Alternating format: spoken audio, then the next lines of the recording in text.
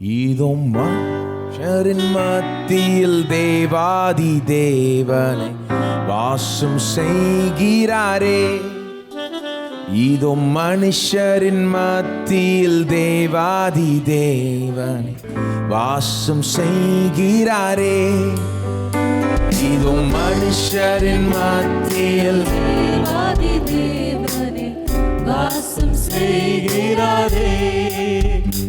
இதோ மனுஷரின் மத்தியில் தேவாதி தேவனை வாசம் செய்கிறாரே. தேவன் தாவரிக்கும் ஸ்தலமே தம் ஜனத்தாரின் மத்தியிலா. தேவன் தாவரிக்கும் ஸ்தலமே தம் ஜனத்தாரின் மத்தியிலா. தேவன் தாம் அவர்கள் தேவனாயிருந்தே கண்ணீர் யாவையும் துடைக்கிறாரே. அவர்கள் தேவனாயிருந்து யாவையும் துடைக்கிறாரே. இதோ மனுஷரின் மத்தியில் தேவாதி தேவனை வாசம் செய்கிறாரே. இதோ மனுஷரின் மத்தியில் தேவாதி தேவனை வாசம் செய்கிறாரே. தேவ ஆலயமும் அவரே, தூய ஒளி விளக்கும் அவரே. தேவாலயமும் அவரே, தூய ஒளி விளக்கும் அவரே. ஜனங்களின் தாகம் தீர்க்கும் சுத்த ஜீவநதியும் அவரே. ஜீவனாளே தம் ஜனங்களின் தாகம் தீர்க்கும் சுத்த ஜீவநதியும் அவரே. இதோ மனுஷரின் மத்தியில் தேவாதி தேவனை வாசம் செய்கிறாரே. இதோ மனுஷரின் மத்தியில் தேவாதி தேவனை வாசம் செய்கிறாரே. மகிமை நிறை பூரணமே மகா பரிசுத்த ஸ்தலம் அதுவே. மகிமை நிறை பூரணமே மகா பரிசுத்த ஸ்தலம் அதுவே. துதியுடனே அதன் வாசல் உள்ளே எங்கள் பாதங்கள் நிற்கிறதே. துதியுடனே அதன் வாசல் உள்ளே எங்கள் பாதங்கள் நிற்கிறதே. இதோ மனுஷரின் மத்தியில் தேவாதி தேவனை வாசம் செய்கிறாரே. இதோ மனுஷரின் மத்தியில் தேவாதி தேவனை வாசம் செய்கிறாரே. சீயோனேயும் வாசல்களை தீமதேவனை நேசிக்கிறார். சீயோனின் வாசல்களை ஜீவதேவனே நேசிக்கிறார். சீரும் மிகுந்திடுமே சுவிசேஷந்தனை ஒரு உயர்த்திடுவோம் உமையே. சீரும் மிகுந்திடுமே சுவிசேஷந்தனை ஒரு உயர்த்திடுவோம் உமையே. இதோ மனுஷரின் மத்தியில் தேவாதி தேவனை வாசம் செய்கிறாரே. இதோ மனுஷரின் மத்தியில் தேவாதி தேவனை வாசம் செய்கிறாரே. முன்னோடியாய் இயேசு வர மூலைக்கல்லாக சீயோனிலே.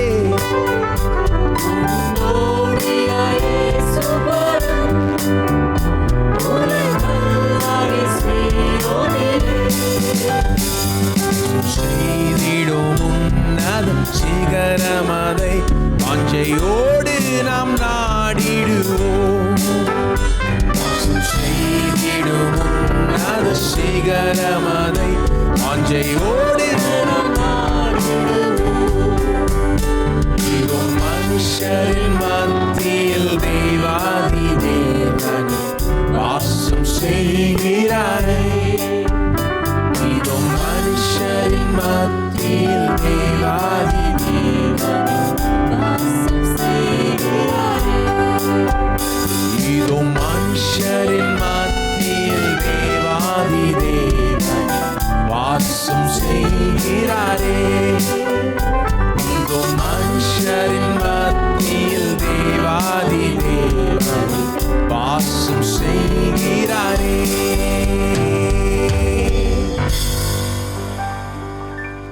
அமலோரும் தயவுசெய்து எழுந்து நின்று பாடுவோம்.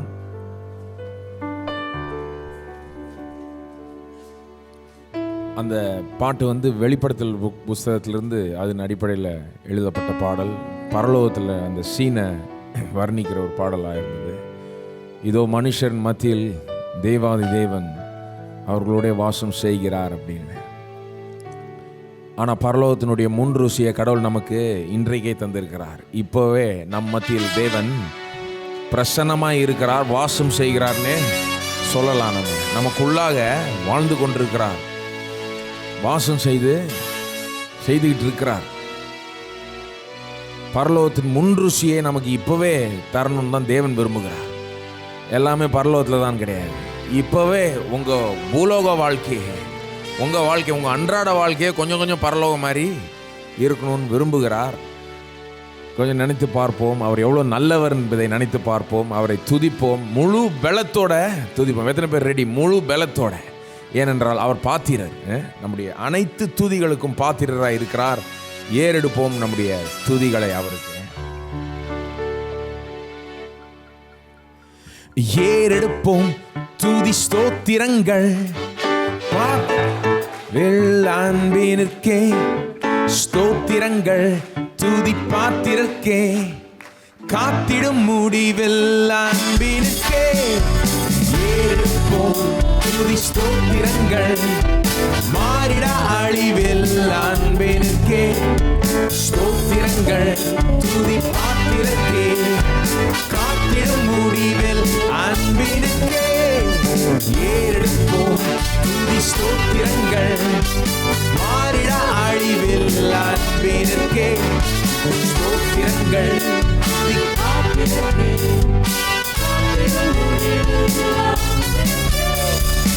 அவரின் நன்மைகள் அவனியோ அறிய துதித்து நாம் பாடுவோம்.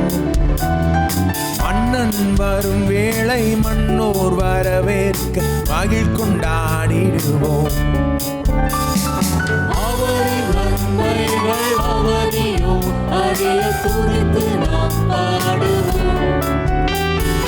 மன்னன் வரும் வேளை மன்னோர் வரவேற்க மகிழ் கொண்டாடிடுவோம். ஏறெடுப்போம் துதி ஸ்தோத்திரங்கள் மாறிட அழிவெல்லான்பினுக்கே, ஸ்தோத்திரங்கள் துதி பாத்திரர்க்கே, காத்திடும் முடிவெல்லான்பினுக்கே. ஏறெடுப்போம் துதி ஸ்தோத்திரங்கள் மாறிட அழிவெல்லான்பினுக்கே, ஸ்தோத்திரங்கள் துதி பாத்திரர்க்கே, அன்பினுக்கே. பல்நிறை பூமி மாறும் காலங்கள் வான்மழை சூரியன் படைப்பின் சந்தோஷம் அளித்த உயிர் மூச்சு கலந்தார் ஸ்தோத்தரிப்போம். பல்நிறை பூமி மாறும் காலங்கள் வான்மழை சூரியன் படைப்பின் சந்தோஷம் அளித்த உயிர் மூச்சு கலந்தார் ஸ்தோத்தரிப்போம். ஏறெடுப்போம் துதி ஸ்தோத்திரங்கள் ஸ்தோத்திரங்கள் துதி பாத்திரர்க்கே, காத்திடும் முடிவில் அன்பினுக்கே. ஏறெடுப்போம் துதி ஸ்தோத்திரங்கள் மாறிட அழிவில் அன்பினுக்கே, ஸ்தோத்திரங்கள் துதி பாத்திரர்க்கே, காத்திடும் முடிவில் அன்பினுக்கே மண்ணும் அதன் நிறைவும் விண்ணும் அவர் முன்பு மகிழ்வில் திளை கட்டுமே. கர்த்தராழ்கின்றார் என்னும் முழக்கத்தில் சிருஷ்டி இணையட்டுமே. மண்ணும் அதன் நிறைவும் விண்ணும் அவர் முன்பு மகிழ்வில் திளை கட்டுமே. கர்த்தராழ்கின்றார் என்னும் முழக்கத்தில் சிருஷ்டி இணையட்டுமே. ஏறெடுப்போம் துதி ஸ்தோத்திரங்கள் மாறிட அழிவில் அன்பினுக்கே.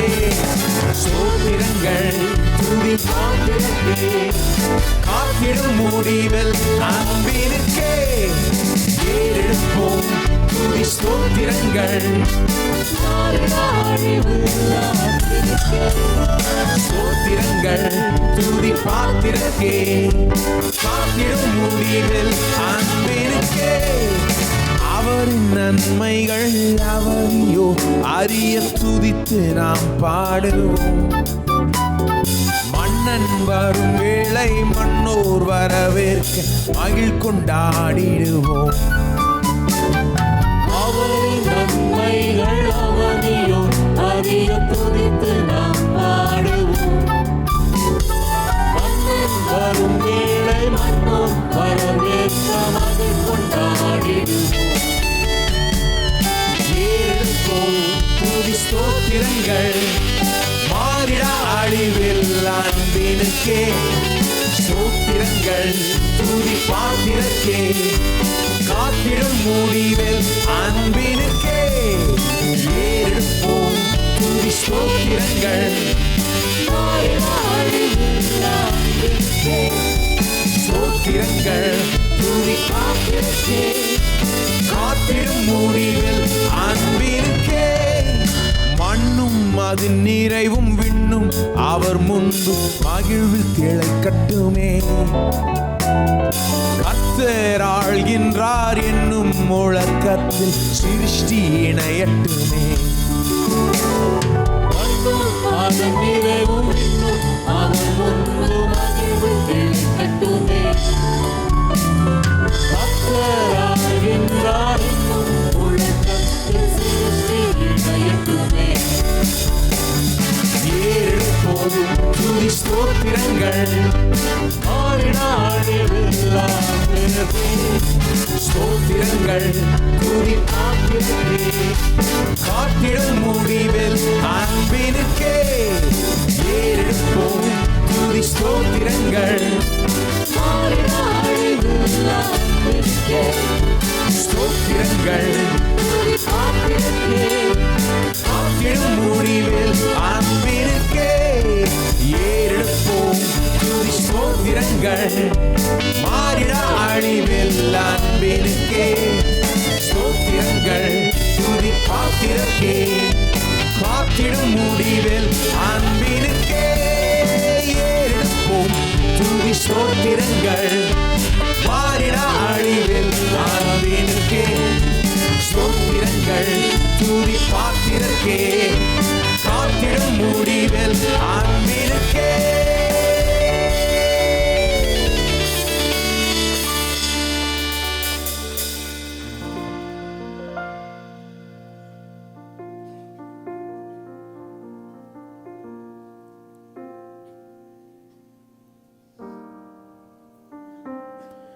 என் பேலன் நீரே அன்பு கூறுவே மகிழுவே நீதா மும்மில் உம்மையல்லாமல் தேவன் யார்? என் கண்மலை கோட்டையும் நீரே என் பேலன் நீரே அன்பு கூறுவே மகிழுவே நீரா உம்மில் உம்மை அல்லாமல் தேவன் யார்? என் கண்மலை கோட்டையும் நீரே உமது ரட்சி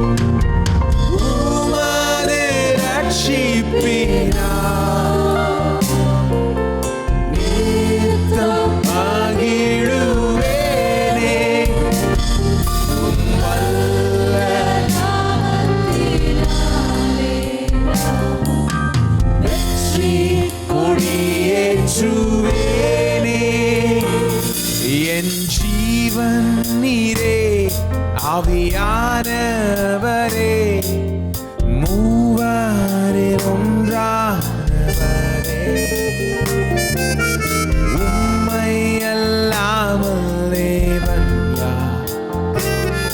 என் மீட்பின் அச்சாரமும் நீரே. என் ஜீவன் நீரே, ஆவியானவரே, மூவரில் ஒன்றானவரே. உம்மை அல்லாமல் தேவன் யார்? என் மீட்பின் அச்சாரமும் தூய ஆவியே, தேசரவாளனும் நீரே. உம் வல்ல வார்த்தைகளாலே வெற்றி கொடியேற்றுவேனே. தூய ஆவியே, தேசரவாளனும் நீரே. வல்ல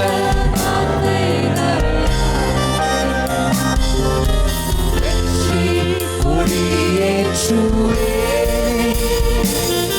என் ரட்சகரே கிறிஸ்தேசுவே, பிதாவினேக சுதனே.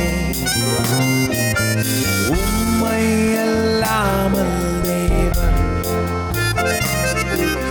மீட்பரும் மெய்ப்பரும் நீரே. ரட்சகரே கிறிஸ்தேசுவே, பிதாவினேக சுதனே. உம்மை அல்லாமல் தேவன் யார்? மீட்பரும் மீட்பரும் உமது ரத்தத்தினால் சாட்சியின் வசனத்தினால் நீர் வென்ற சத்ருவை மீதித்து நான் வெற்றி கொடியேற்றுவேனே. உமது ரத்தத்தினால் சாட்சியின் வசனத்தினால் நீர் வென்ற சத்ருவை வெற்றி கொடியேற்று. தூய ஆவியே, தூய ஆவியே, தேற்றரவாளனும் வல்ல வார்த்தைகளாலே வெற்றி கொடியேற்றுவேனே. தூய ஆவியே,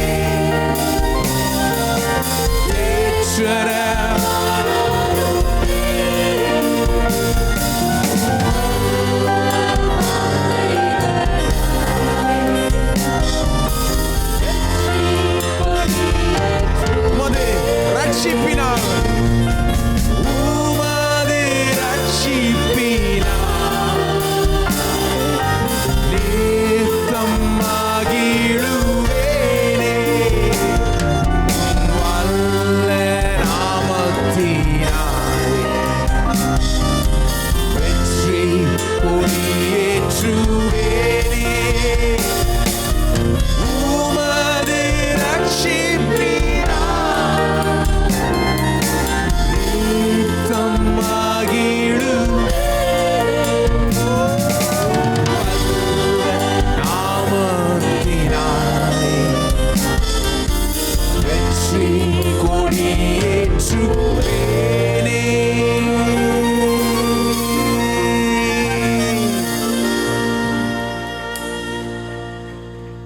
ஓ நீர் எங்களுக்கு எல்லாமா இருக்கிறபடினால் நன்றி ஆண்டவரே. ஸ்தோத்தரிக்கிறோம். முக்கே எல்லா துதியும் செலுத்துகிறோம் ஆண்டவரே. நீர் எங்கள் பலனாய் இருக்கிறீங்க, ஜீவனாய் இருக்கிறீர், வெளிச்சமாய் இருக்கிறீர், அப்பமாய் இருக்கிறீர், உணவாய் இருக்கிறீர்களே, திருப்திப்படுத்துகிறவராய் இருக்கிறீரே ஆண்டவரே. ஓ, எல்லோரும் நம்ம உள்ளங்களையும் கரங்களையும் ஏறெடுப்போம். அவருக்கு முன்பதாக துதிப்போம். அவருக்கே எல்லா துதியும் செலுத்துவோம். நன்றி உள்ள இருதயத்தோடு துதிகளையும் நன்றிகளையும் செலுத்துவோம்.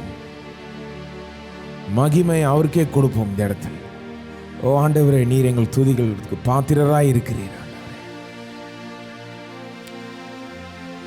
ஓ, உம்மை துதிக்கிறோம், உம்மை ஆராதிக்கின்றோம் ஆண்டவர், உம்மை வணங்குகிறோம். எங்களை நீர் தெரிந்து கொண்டீர், நீர் ரட்சித்தீர், நீர் இம்மட்டுமாய் காத்து வழி நடத்தி பாதுகாத்து கொண்டு வந்திருக்கிறீர் ஆண்டவர். அதற்காக நன்றி செலுத்துகிறோம் ஆண்டவர். ஆசீர்வதித்து இருக்கிறீர், அதற்காக நன்றி ஆண்டவர். இப்படிப்பட்ட ஒரு ஸ்லாக்கியத்தை கொடுத்திருக்கிறீர். இப்படிப்பட்ட ஒரு சபைக்கு வந்து கூடி உம்மை துதித்து ஆராதித்து உம்முடைய வசனத்தை கேட்கக்கூடிய இந்த ஸ்லாக்கியத்துக்காக நன்றி ஆண்டவரே. இந்த வாய்ப்புக்காக நன்றி. இப்பொழுதும் எங்கள் மத்தியில் நீர் பிரசன்னமாய் இருப்பதனால் நன்றி ஆண்டவரே. பெரிய காரியங்களை செய்ய போகிறதுனால் நன்றி ஆண்டவரே. உம்முடைய வல்லமையை, உம்முடைய மகத்துவத்தை நீர் விளங்க பண்ண போகிறதுனால் நன்றி. இந்த வேளையில் உம்முடைய ஆவியானவரை வரவேற்கிறோம். இந்த இடத்தில் ஆவியானவரே, நீர் வந்து மனக்கண்களை திறப்பீராக. தேவனுடைய மகிமையை நாங்கள் காணும்படி, அனுபவிக்கும்படி நீர் செய்வீராக. எங்கள் ஒவ்வொருவரும் உம்முடைய கையிலே ஒப்பு கொடுக்கிறோம். மனதை திறந்து கொடுக்கிறோம், இருதயத்தை திறந்து கொடுக்கிறோம். நீர் கிரியை செய்வீராக, எங்களோட பேசுவீராக. உம்முடைய வார்த்தையை கொண்டு உம்முடைய ஜனத்தோடு பேசுவீராக. ஒவ்வொருவரோடும் பேசுவீராக. உம்முடைய தாசனை அபிஷேகிப்பீராக. வல்லமையோடு தெளிவோடு உம்முடைய வார்த்தையை பிரசங்கிக்கும்படி கிருபை தருவீராக ஆண்டவரே.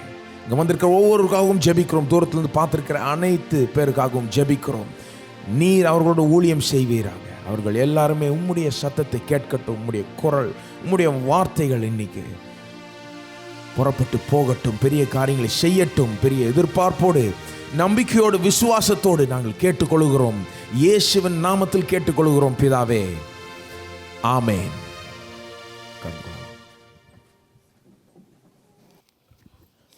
காணிக்கைகளை கத்திர அதிக நேரம் உலகெங்கிலும் இந்த இணையதளத்தின் மூலமாக, டிவி மூலமாக எங்களோட இந்த நாளில் பங்கெடுத்து நீங்களும் காணிக்கை செலுத்த விரும்பினால் இப்பொழுது வெப் கிவிலிங் மூலம் செலுத்தலாம். அல்லது விக்டரி கிறிஸ்டியன் ஃபவுண்டேஷன் பேருக்கு காசோலைகள் எம்ஐடி அனுப்பலாம். மற்றும் கிரெடிட் கார்டில், டெபிட் கார்டில் காணிக்கை செலுத்த விரும்புபவர்கள் அங்கே அதுக்காக தனியாக ஒரு இடம் ஒதுக்கப்பட்டிருக்கிறது. அங்கே அதன் மூலமாகவும் நீங்கள் செலுத்தலாம். தசமாக காணிக்கையோட கரங்களை உயர்த்துவோம். கர்த்தருடைய வார்த்தை அறிக்கைட்டு கொடுப்போம். தேவனுடைய வார்த்தை சொல்கிறது, கொடுங்கள் அப்பொழுது கொடுக்கப்படும், அமுக்கி குலுக்கி சரிந்து விழும்படி நன்றாக அளந்து உங்கள் மடியில் போடுவார்கள். எந்த அளவினால் இருக்கிறீர்களோ அதே அளவினால் திரும்ப கொடுக்கப்படும். என் தேவன் என்னுடைய குறைவுகளையும் தேவைகளையும் அவருடைய மகிமையின் ஐசத்தோடு கிறிஸ்து இயேசுவுக்குள் நிறைவாக்குவார் என்று நான் விசுவாசிக்கிறேன். என் காணிக்கையினாலே தேவனை கனப்படுத்துகிறேன். ஆமென். கரங்களை கீழே பெற்றுக்கொள்வார்கள். புதிதாய் வந்தலை வரவேற்க விரும்புகிறோம். அந்த ஆராதனைக்கு முதல் தடையாய் வந்திருந்தால் தரிசன கரங்களை உயர்த்துங்கள். உள்ளே இருப்போலும் வெளியே இருப்போலும் ஒரு சில நாடுகளோட கரங்களை உயர்த்துங்கள். உங்களுக்கு சபை செய்கிற புரோஷரை கொடுப்பார்கள். அதில் ஆராதனை நேரங்கள், டிவி நிகழ்ச்சி நேரங்கள் எல்லாம் இருக்கிறதை பார்க்கும்படி கேட்டுக்கொள்கிறோம். அது மட்டுமல்லாமல் மத்திய ஒரு அட்டையை பார்ப்பீர்கள். உங்கள் பெயரை விலாசத்தையும் எழுதி நீங்கள் போகும் பொழுது அங்கே புதிதாய் வந்தவர்களுக்கு என்ற ஒரு டெஸ்க் இருக்கிறது. அங்கே கொடுப்பில் என்றால் நம்முடைய போதவர்கள் பேசின 8 செய்திகளுடைய MP3 CD-யும் வெற்றியும் வாழ்வுங்கிற மாதாந்திர தமிழ் பத்திரிகையும் வெகுமதே பெற்று செல்லலாம்.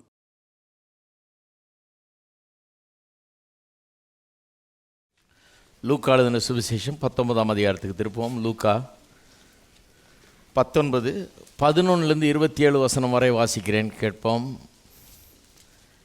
லூக்கா 19 11 27 வரை. அவர்கள் இவைகளை கேட்டுக்கொண்டிருக்கையில் அவர் எருசலேமுக்கு சமீபத்திருந்தபடியினாலும் தேவனுடைய ராஜ்யம் சீக்கிரமாய் வெளிப்படும் என்று அவர்கள் நினைத்தபடியினாலும் அவர் ஒரு உவமையை சொன்னார். பிரபுவாகிய ஒருவன் ஒரு ராஜ்யத்தை பெற்றுக்கொண்டு திரும்பி வரும்படி தூர தேசத்துக்கு போக புறப்பட்டான். புறப்படும்போது அவன் தன் ஊழியக்காரர்கள் 10 பேரை அழைத்து அவர்களிடத்தில் 10 ராத்தல் திரவியங்களை கொடுத்து, நான் திரும்பி வருமளவும் இதை கொண்டு வியாபாரம் பண்ணுங்கள் என்று சொன்னான். அவனுடைய ஊரார் அவனை பகைத்து, இவன் எங்கள் மேல் ராஜாவாக இருக்கிறது எங்களுக்கு மனதில்லை என்று சொல்லும்படி அவன் பின்னே ஸ்தானாபதிகளை அனுப்பினார்கள். அவன் ராஜ்யத்தை பெற்றுக்கொண்டு திரும்பி வந்தபோது தன்னிடத்தில் திரவியம் வாங்கியிருந்த அந்த ஊழியக்காரர்கள் அவனவன் வியாபாரம் பண்ணி சம்பாதித்தது இவ்வளவென்று அறியும்படி அவர்களை தன்னிடத்தில் அழைத்து வர சொன்னான். அப்பொழுது முந்தினவன் வந்து, ஆண்டவனே, உம்முடைய ராத்தலில் 10 ராத்தலினால் 10 ராத்தல் ஆதாயம் கிடைத்தது என்றான். எஜமானவன் நோக்கி, நல்லது, உத்தம ஊழியக்காரனே, நீ கொஞ்சத்தில் உண்மையாக இருந்தபடினால் 10 பட்டணங்களுக்கு அதிகாரியாக இரு என்றான். அப்படியே 2ஆம் ஊழியக்காரன் வந்து, ஆண்டவனே, உம்முடைய ராத்தலினால் 5 ராத்தல் ஆதாயம் கிடைத்தது என்றான். அவனையும் அவர் நோக்கி, நீயும் 5 பட்டணங்களுக்கு அதிகாரியாக இரு என்றான். பின்பு வேறொருவன் வந்து, ஆண்டவனே, இதோ உம்முடைய ராத்தல், இதை ஒரு சீலையில் வைத்திருந்தேன். நீர் வைக்காததை எடுக்கிறவரும் விதைக்காத அறுக்கிறவருமான கடினமுள்ள மனுஷன் என்று அறிந்து உமக்கு பயந்திருந்தேன் என்றான். அதற்கு அவன், பொல்லாத ஊழியக்காரனே, உன் வாய் சொல்லை கொண்டே உன்னை நியாயந்திருக்கிறேன். நான் வைக்காத எடுக்கிறவனும் விதைக்காத அறுக்கிறவனுமான கடினமுள்ள மனுஷன் என்று அறிந்தாயே, பின்ன ஏன் நீ என் திரவியத்தை காசு கடையில் வைக்கவில்லை? வைத்திருந்தால் நான் வரும்போது அதை வட்டியோடே வரப்பற்றி கொள்வேனே என்று சொல்லி சமீபமாய் நிற்கிறவர்களை நோக்கி அந்த ராத்தலை அவன் கையிலிருந்து எடுத்து 10 ராத்தல் உள்ளவனுக்கு கொடுங்கள் என்றான். அதற்கு அவர்கள், ஆண்டவனே, அவனுக்கு 10 ராத்தல் இருக்கிறதே என்றார்கள். அதற்கு அவன், உள்ளவன் எவனுக்கும் கொடுக்கப்படும், இல்லாதவனிடத்தில் உள்ளதும் எடுத்துக்கொள்ளப்படும் என்று உங்களுக்கு சொல்லுகிறேன். அன்றியும் தங்கள் மேல் தான் ராஜாவாக இருக்கிறதுக்கு மனதில்லாதவர்களாகிய என்னுடைய சத்துருக்களை, அன்றியும் தங்கள் மேல் நான் ராஜாவாக இருக்கிறதுக்கு மனதில்லாதவர்களாக இருக்கிற என்னுடைய சத்துருக்களை இங்கே கொண்டு வந்து எனக்கு முன்பாக வெட்டி போடுங்கள் என்று சொன்னான் என்றார். பொருளாதார செழிப்பை குறித்து போய்த்து வருகிறோம். இதில் ஆதியாகமம் 1ஆம் அதிகாரத்தில் ஆரம்பித்தேன். எப்படி கர்த்தர் பொருள் ஆதாரங்கள் நிறைந்த ஒரு உலகத்தை உண்டாக்கி அதில் மனுஷனையும் உண்டாக்கி வச்சுட்டு அதைத்தான் மிகவும் நல்லது என்றார். எது? பொருள் ஆதாரங்கள் நிறைந்த ஒரு உலகத்தில் மனுஷன் வாழ்வதைத்தான் மிகவும் நல்லது என்று இப்படி ஒரு மனுஷ வாழ்க்கைக்கு இதுதான் மாதிரின்னு சொல்லி அன்றைக்கே செட் பண்ணிட்டார். அது மட்டும் இல்லை, ஒன்றை காண்பித்தேன். ஆதியாகமம் 1:26 சொல்லியிருக்கிறபடி 3 காரியங்களை கர்த்தர் மனுஷனுக்கு ஆதியில் கொடுத்தார். அவனை உண்டாக்கும் போதே 3 உரிமைகளை அவனுக்கு கொடுத்தார், 3 ஆசீர்வாதங்களை. அது என்ன? 1, எல்லாவற்றையும் ஆண்டு கொள்ளக்கூடியவனாக மனுஷனை உண்டாக்கினார், ஆளுகையை கொடுத்தார். டொமினியன் என்ற ஆங்கில வார்த்தை பயன்படுத்தப்படுகிறது. என்ன சொன்னார்? நமது சாயலின்படி நமது ரூபத்தின்படி மனுஷனை உண்டாக்குவோமாக, அவர்கள் ஆளக்கடவர்கள். மனுஷன் எல்லாவற்றையும் ஆள வேணும். தேவனே அவரை சிங்காசனத்தையும் தவிர மீதி எல்லாம் மனுஷனுக்கு கீழ்ப்படுத்தப்பட்டது, எல்லாம் அவனுடைய பாதபடிக்கு கீழ்ப்படுத்தப்பட்டது. அவன் ஆளுகிறவனாக இருக்க வேண்டும் என்று தான் கடவுளுடைய சித்தம். இப்படி தான் மனுஷனுக்கு ஆளுகையை கொடுத்து உண்டாக்கினார். 2வது, அந்தஸ்தை கொடுத்தார். இந்த அந்தஸ்து ரொம்ப முக்கியம் பாருங்கள். சொல்லுகிறார், நமது சாயலின்படி நமது ரூபத்தின்படி மனுஷனை உண்டாக்குவோமாக. அதை காட்டிலும் ஒரு பெரிய அந்தஸ்து மனுஷனுக்கு கிடைக்கவே கிடைக்காது. வேறு எந்த அந்தஸ்தும் கிடையாது. இதுதான் ஹையஸ்ட்டு டிக்னிட்டி. என்ன டிக்னிட்டி? அவரை போலவே நாம் உண்டாக்கப்பட்டிருக்கிறோம். அவருடைய சாயலின்படி அவருடைய ரூபத்தின்படி நாம் உண்டாக்கப்பட்டிருக்கிறோம். இது ஒரு பெரிய டிக்னிட்டி மனுஷனுக்கு கொடுக்கப்பட்டது. மனுஷனுக்கு பிறப்பிலேயே ஒரு டிக்னிட்டி கொடுக்கப்பட்டிருக்கு. அதை யாரும் எடுத்துட முடியாது. அப்படி தான் உண்டாக்கப்பட்டிருக்கிறோம். இது என்ன இந்த ஊரில் நமக்கு கொடுக்குற டிக்னிட்டி அல்லது இது யாரும் நமக்கு சொந்தக்காரங்க தர்றதில்லை, இன்னொரு மனுஷன் தர்றதில்லை. கடவுள் நமக்கு அப்படியே கொடுத்துட்டார். அவருடைய சாயலின்படி நம்மை உண்டாக்கி விட்டார். இதை யாரும் நம்மிடத்திலிருந்து பறிக்க முடியாது. நீங்களும் நானும் ஒரு அடிப்படை அந்தஸ்தோடு உண்டாக்கப்பட்டிருக்கிறோம். நாம் உண்டாக்கப்பட்டிருக்க விதமே அப்படி. 3வது, ஆனந்தம் அல்லது தேவன் உண்டாக்கிற அத்தனை சிருஷ்டிப்புகளையும் அனுபவித்து அதில் மகிழ்ந்திருக்கக்கூடியவர்களாக நாம் உண்டாக்கப்பட்டிருக்கிறோம். சிருஷ்டிப்புகளெல்லாம் நம்மை மகிழ்விக்கக்கூடியவர்களாக இருக்கிறது. நாம் அதிலே மகிழக்கூடியவர்களாக, அதிலிருந்து சில சந்தோஷங்களை பெறக்கூடியவர்களாக நாம் இருக்கிறோம். இந்த 3 காரியங்கள், டொமினியன், டிக்னிட்டி அண்ட் டிலைட் ஆங்கிலத்தில் சொல்கிறோம். தமிழில் இப்படி சொல்லலாம், ஆளுகை, அந்தஸ்து, ஆனந்தம் என்று கூட சொல்லலாம். இந்த 3த்தையும் கடவுள் கொடுத்துட்டார். பழைய ஏற்பாடு முழுவதும் பார்த்திங்கன்னா தெளிவாக காண்பிக்கலாம்.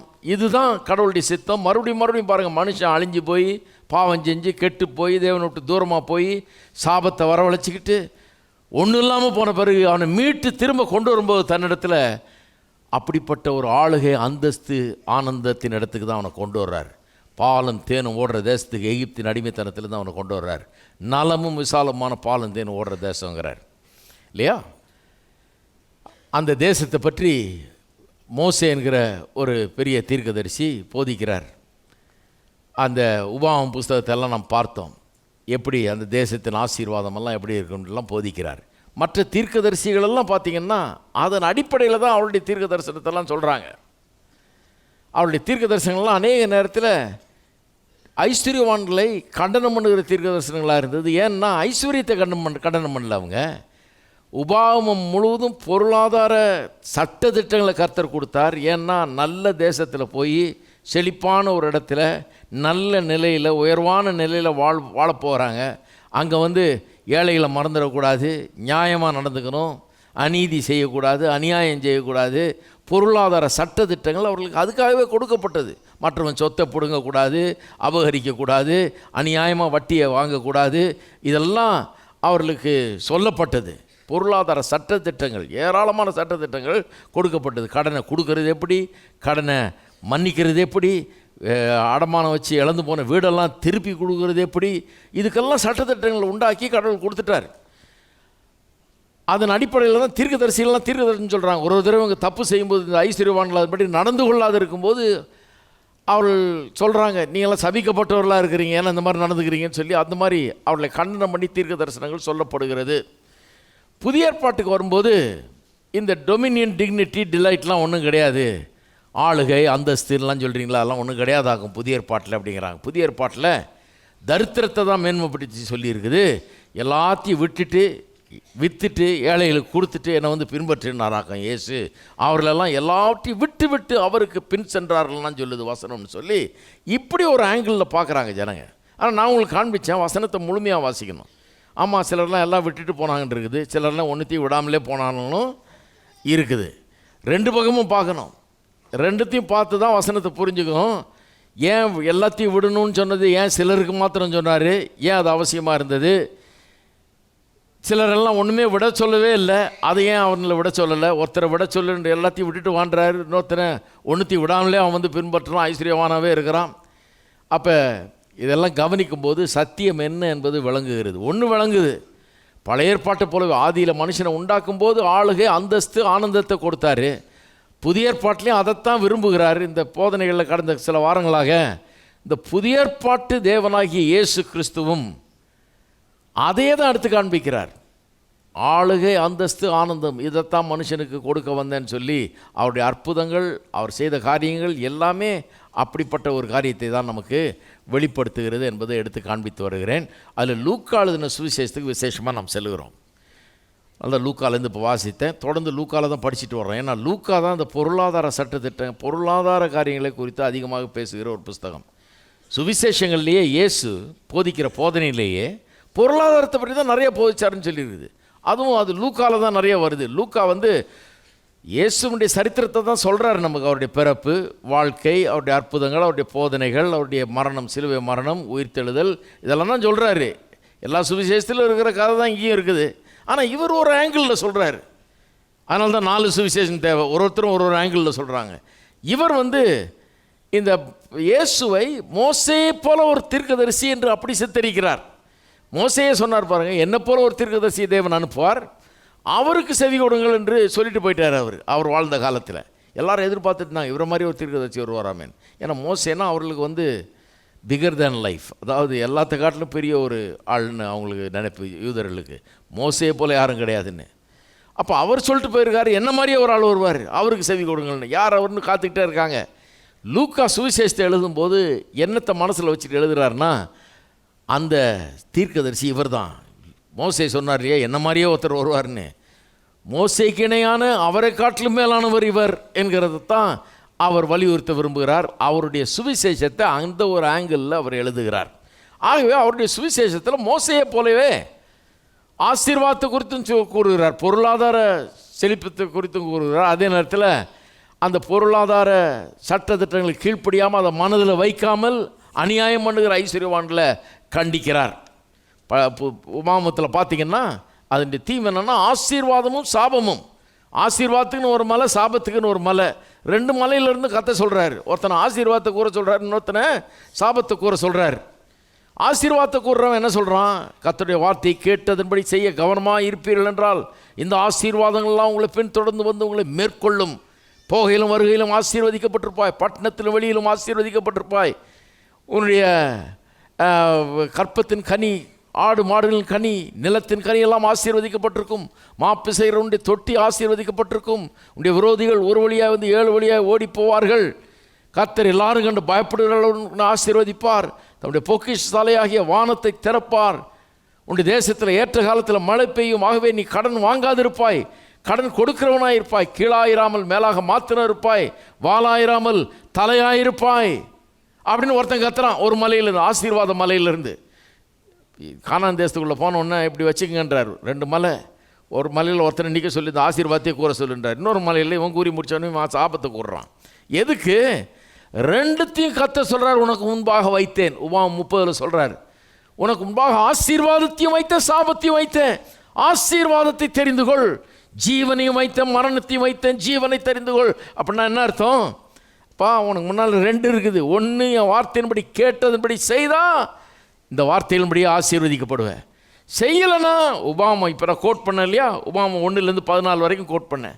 15லேருந்து வாசித்து பாருங்கள். பயங்கரமான சாபங்கள், பலவிதமான நோய்கள், தரித்திரம், பொல்லாப்பு, நஷ்டம், அழிவு, வாயில் சொல்ல முடியாது, வாசிக்கிறதுக்கே நமக்கு ஒரு மாதிரி இருக்கும். அப்படிப்பட்ட சாபக்கேடுகள் இதெல்லாம் வந்து உன் மேலே வரும். 2த்தையும் ஏன் வாசிக்க சொல்கிறாரு? 2த்தையும் ஏன் கூற சொல்கிறாரு? அங்கேருந்து இவன் மேலே சாபம் வரணுன்றதுனால கூற சொல்லலை.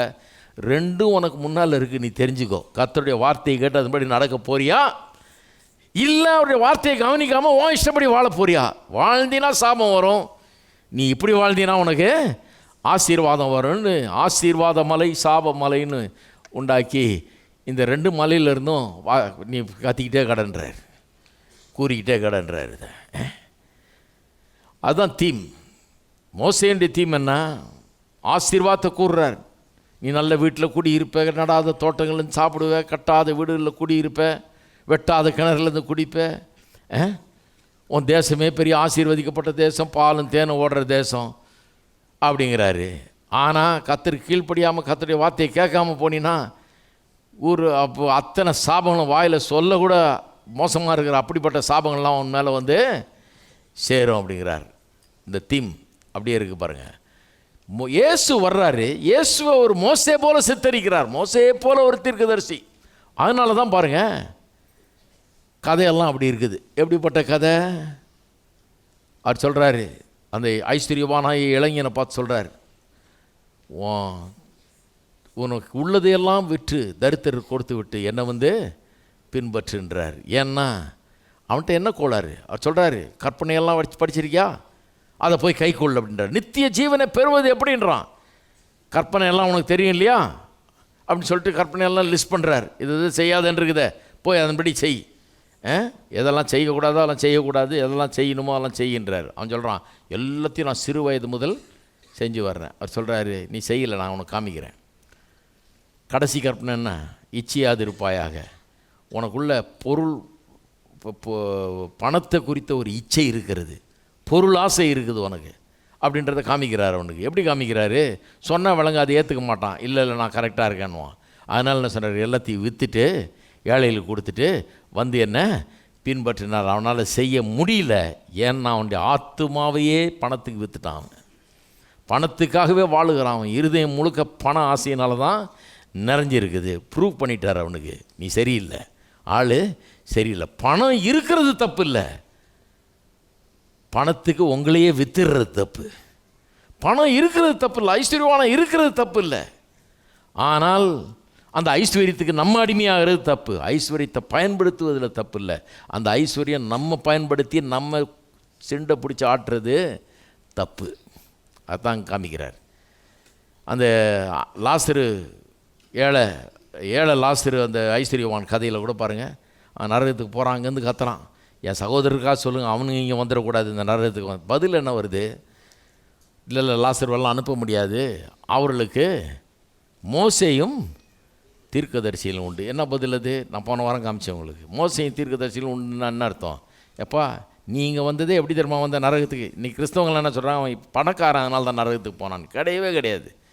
பணக்காரன்லாம் நரகத்துக்கு போவான்னா ஆண்டவர் தான் இவங்களை நல்லமும் விசாலமான பாலும் தேனந்து ஓடுற தேசத்துக்கு கொண்டு போய் எல்லாரையும் பணக்காரனாக்குனார்.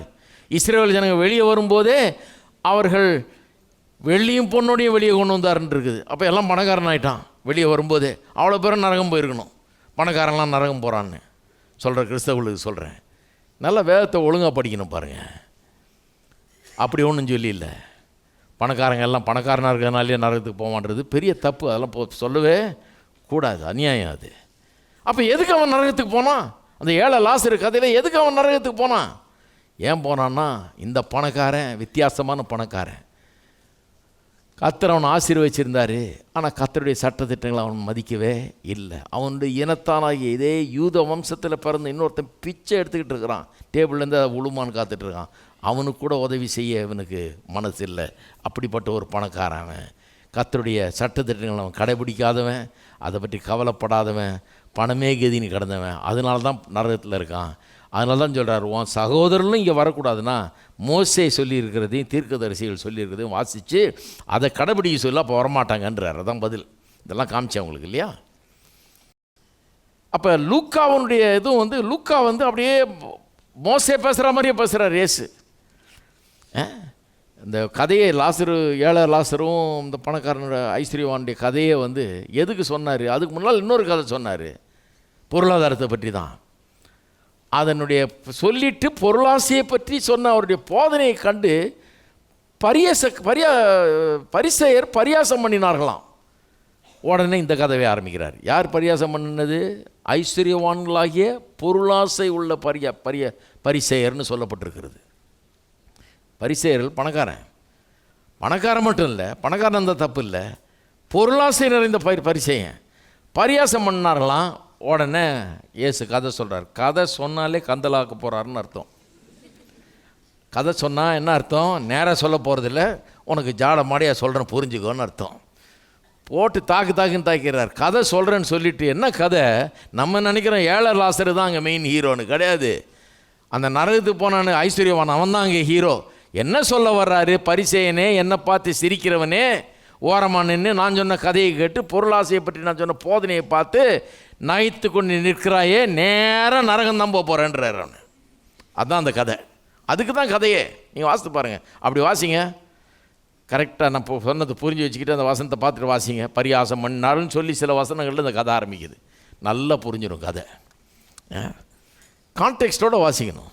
அப்போ இந்த கதையும் அப்படியே பார்ப்போம். இதுவும் ஒரு அப்படிப்பட்ட ஒரு கதை தான். அப்போ இந்த கதையை பார்ப்போம். இந்த கதை அநேகர் சொல்லுகிறார்கள், இந்த கதை வெறும் 2ஆம் வருகையை குறித்த கதை, எப்போ இயேசு வரப்போகிறார் அப்படிங்கிறத பற்றிய கதை. இதுக்கும் பொருளாதாரத்துக்கும் எந்த சம்மந்தம் இல்லை. பொருளாதாரத்துக்கும் இது இருக்கிற சம்பந்தத்தையே நிறைய பேர் பார்க்குறதே கிடையாது. ஆனால் நீங்கள் இன்றைக்கி கவனிக்கணும், அது அந்த கதையினுடைய நோக்கம் முதல்ல என்னன்னு பார்ப்போம். ஏன்னா நிறைய பேர் நினச்சிட்டு இருக்காங்க அந்த கதையினுடைய நோக்கமே வேறு நோக்கம், பொருளாதாரமே கிடையாது. பொருளாதாரமே இங்கே சப்ஜெக்ட் கிடையாதுன்னு நினைக்கிறாங்க. ஆனால் நான் காண்பிக்கிறேன், 2 நோக்கங்கள் இருக்கிறது. அந்த 2 நோக்கங்களுமே 11ஆம் வசனத்தில் வெளிப்படுகிறது. 11 தானே ஆரம்பிக்குது இது. 11ஆம் வசனத்திலே 2 நோக்கங்களும் வெளிப்படுகிறது. பாருங்கள், நல்ல கவனிங்க 11ஆம் வசனத்தை. அதனால தான் பைபிளை கொண்டு வரணும், பைபிளை பார்க்கணும் சொல்லும்போது. ஏன்னா அவர் சொன்னார் அப்படின்னு நினச்சிக்கூடாது. அப்புறம் யார் என்னென்னமோ சொல்லிட்டு போயிடுவாங்க. நீங்களே செக் பண்ணிக்கிறது நல்லது. பைபிளை கவனிக்கணும். நீங்களே உங்கள் பைபிள் எடுத்துகிட்டு நீங்கள் பார்த்து நீங்கள் சில காரியங்களை குறிச்சிக்கணும். அப்போ தான் நல்லது. அப்போ 11ஆம் வசனத்தை பாருங்கள். அவர்கள் இவைகளை கேட்டுக்கொண்டிருக்கையில் அவர் எருசலேமுக்கு சமீபித்திருந்தபடியினாலும் தேவனுடைய ராஜ்யம் சீக்கிரமாய் வெளிப்படும் என்று அவர்கள் நினைத்தபடியினாலும் அவர் ஒரு ஓமையை சொன்னார். எதுக்கு இந்த ஓமையை சொன்னார்ன்றதுக்கு காரணம் 11ஆம் வசனத்தில் இருக்குது.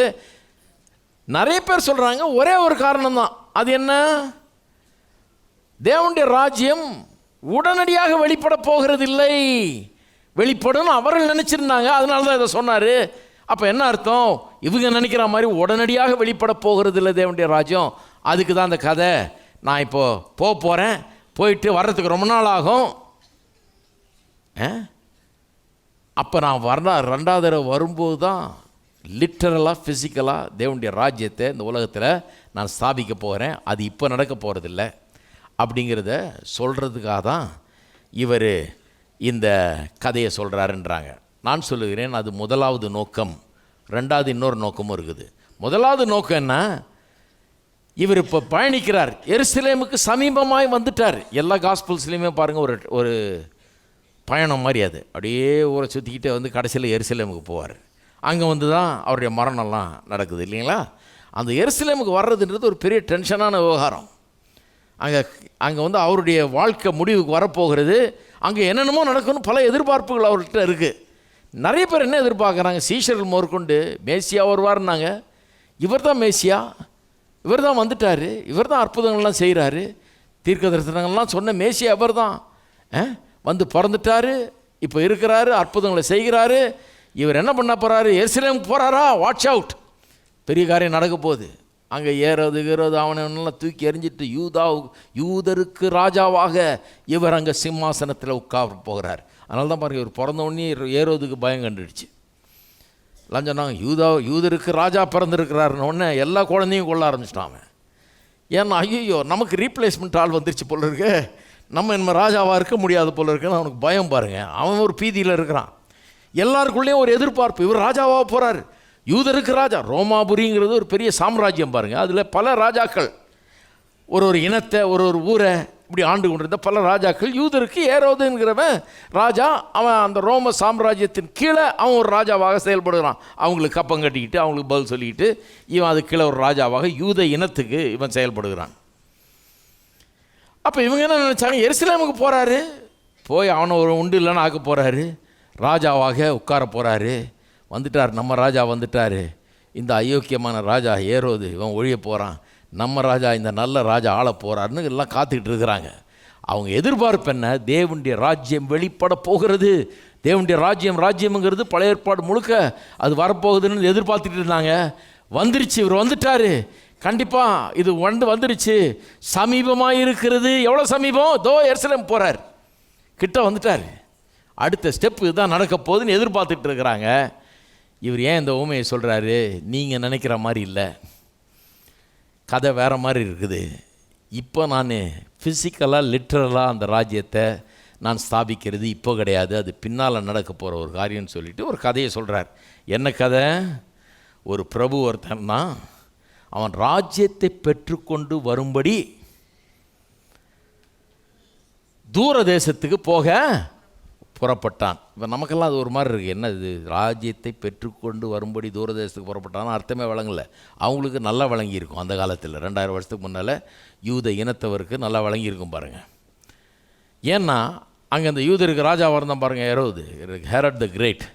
அவன் 40 BCயில் யூதருக்கு ராஜாவாக பதவியேற்ற போது ரோமாபுரி வரைக்கும் பயணம் போய் அந்த பேரரசுக்கு முன்னால் ஆஜராகி அவரிடத்தில் உத்தரவு பெற்று திரும்பி அவ்வளோ பெரிய பயணத்தில் திரும்பி வந்து அப்புறம் தான் பதவி ஏற்றான். அப்போ தூரதேசத்துக்கு போய் ராஜ்யத்தை பெற்றுக்கொண்டு வரபடி போயிருக்கிறார் அப்படிங்கிறது அவனுக்கு நல்லா தெரியும். ஆமாம், ஏரோது போயிட்டு வந்தார், அப்படி தான் போனார். அங்கே போன பிறகு அவருக்கு அத்தாரிட்டி கொடுத்தாங்க, சரி போய் நீ ராஜாவாக இருந்துக்கன்னு அவர் பதவி ஏற்றார். அவர் மட்டும் இல்லை, அதுக்கு பின்னால் அவர் பையனும் போனான். 4 BCயில் அவர் 40 BCயில் போனார். இன்னொருத்தன் 4 BCயில் அவர் பையன் ஒருத்தன் போனான். அவனும் போய் அப்படி தான் உத்தரவு வாங்கிட்டு வந்து அவனும் அப்படி தான் பதவி ஏற்றான். இதெல்லாம் அவங்களுக்கு இந்த கதையெல்லாம் நமக்கு ஒரு மாதிரி இருக்குது கேட்குறதுக்கு. அதனால தான் இந்த பின்னணி ரொம்ப முக்கியம், இதனுடைய அர்த்தத்தை எப்படி விளக்குறது முக்கியம். அவங்களுக்கு நல்லா விளங்குது. என்ன சொல்கிறாரு? பிரபுவாகிய ஒருவன் ஒரு ராஜ்யத்தை பெற்றுக்கொண்டு திரும்பி வரும்படி தூர தேசத்துக்கு போக புறப்பட்டான். என்ன கதை இது? இவரை பற்றிய கதை. என்ன நடக்குதுன்னு சொல்கிறாரு. இந்த ராஜ்யம் எப்போ வரப்போகுது? நீங்கள் நினைக்கிற மாதிரி இதோ வந்துடுது அதோ வந்துடுதுன்னு இல்லை. இதோ எருசலேமுக்கு போகிறாரு, நேராக போயிட்டு ஏரோதோ வாட்சி வெளியே அனுப்பிச்சிட்டு இவர் உட்கார போகிறாரு. இல்லை நினைக்காதீங்க, எருசலேமுக்கு போய் மறிக்க போகிறார். சிலுவையில் எவ்வளோ பெரிய ஏமாற்றமாக இருந்திருக்கும் பாருங்கள். இவர் போய் சிங்காசனத்தில் உட்கார போகிறாருன்னு நினச்சவன் கடைசியில் பார்த்தா சிலுவையில் தொங்குறதை பார்க்க வேண்டியதாக போச்சு. அதனால தான் அவங்களை ஆயத்தப்படுத்துகிறார், ரெடி பண்ணுறாரு. இல்லை இப்போ வரப்போகிறது இல்லை அந்த ராஜ்யம். நான் இப்போ எருசலேமுக்கு ஏன் போகிறேன்? இப்போ எருசலேமுக்கு போகிறது ராஜ்யத்தை ஸ்தாபிக்கும்படியாக போல, அதை பிற்பாடு ஸ்தாபிக்கிறதுக்கு இப்போ சில ஏற்பாடுகளை பண்ண வேண்டியது இருக்குது. இப்போ எருசலேமுக்கு போகிறேன், போய் அங்கே சிலுவையில் மரிக்க போகிறேன், பாவ பரிகாரத்தை ஏற்படுத்த போகிறேன், உயிரோடு எழும்ப போகிறேன், பிறகு பிதாவினிடத்தில் போகிறேன், அப்புறம் ஒரு காலகட்டத்துக்கு பிறகு திரும்பி வரப்போகிறேன், வந்து தான் ராஜ்யத்தை ஸ்தாபிக்க போகிறேன். ஒரு ராஜ்யத்தை பெற்றுக்கொள்ளும்படியான வேலையில் இப்போ இறங்கியிருக்கிறேன். இந்த ராஜ்யத்தை பெற்றுக்கொள்ள நான் போய் முதல்ல மரிக்கணும், சிலுவையில் பாவத்துக்கான பரிகாரத்தை செலுத்தணும், உயிரோடு எழுமணும், ரட்சிப்பின் வேலையை செஞ்சு முடிக்கணும், பிதாவினத்தில் போய் ரிப்போர்ட் பண்ணணும், அங்கே ஒரு காலம் அளவுக்கு அவருடைய வலது பார்சத்தில் உட்கார்ந்துருக்கணும், பிறகு அவர் சொல்லும்போது நான் வந்து திரும்ப வந்து லிட்டரலாக அந்த ராஜ்யத்தை ஸ்தாபிக்க வேண்டும். தன்னுடைய கதையை எப்படிப்பட்ட ஒரு லிட்டரலாக அன்றைக்கி நடக்கிற மாதிரி கதை மாதிரி சொல்கிறாரு. பிரபு ஒருவன் ராஜ்யத்தை பெற அவன் பெற்றுக்கொண்டு திரும்பி வரும்படி தூரதேசத்துக்கு போக புறப்பட்டான். புறப்படும்போது தன் ஊழியக்காரர் 10 பேரை அழைத்து அவரிடத்தில் 10 ராத்தல் திரவியங்களை கொடுத்து நான் திரும்பி வரும்பளவும் இதை கொண்டு வியாபாரம் பண்ணுங்கள் என்று சொன்னான். ஸோ என்ன சொல்ல வர்றாரு, ராஜ்யம் இப்போ வர போகிறது இல்லைப்பா, நான் போகிறேன், இப்போ மரிக்க போகிறேன், மரித்து உயிரோடு எழுந்து பரலோகம் போக போகிறேன், நீங்கள்லாம் இங்கே இருக்க போகிறீங்க, நான் கொஞ்ச காலம் உங்கள் கூட இருக்க போகிறதில்ல, நான் போய் அங்கே இருக்க போகிறேன், ராஜ்யத்தை பெற்றுக்கொண்டு வரும்படி போகிறேன். அப்போ போகிறப்ப நான் உங்கள்கிட்ட சில பொறுப்புகளை கொடுத்துட்டு போகிறேன். இந்த பிரபுவானவன் 10 பேரை அழைச்சி 10 ராத்தலில் கொடுத்தான், ஆளுக்கு ஒரு ராத்தல்னு கொடுக்குறான், ராத்தல் திரவியத்தை கொடுக்குறான், இதை வச்சு வியாபாரம் பண்ணுங்கள்ன்றான். அப்போ நான் சொல்லுகிறேன், இந்த பேரபிளில், இந்த ஓமையில் 2வது ஒரு நோக்கம் இருக்கிறது. ஒரு நோக்கம் என்ன, நீங்கள் நினைக்கிற மாதிரி இப்பொழுதே தேவனுடைய ராஜ்யம் வரப்போகிறதில்ல. இந்த ஃபிசிக்கல் லிட்ரல் கிங்டம்ன்றது இதோ நாளைக்கு வந்துடுறது, எருசலேமுக்கு போகிறாரு நாளைக்கே உட்காந்துருவார் சீட்டில் அப்படின்னு கிடையாது. இது கொஞ்சம் காலம் ஆக போகிறதுன்னு விளக்குறதுக்காக இந்த ஊமையை சொன்னார். அது ஒரு நோக்கம். 2வது நோக்கத்தை தான் அநேகம் பேர் கவனிக்கிறது கிடையாது. நல்லா கவனிக்கிறீங்களா?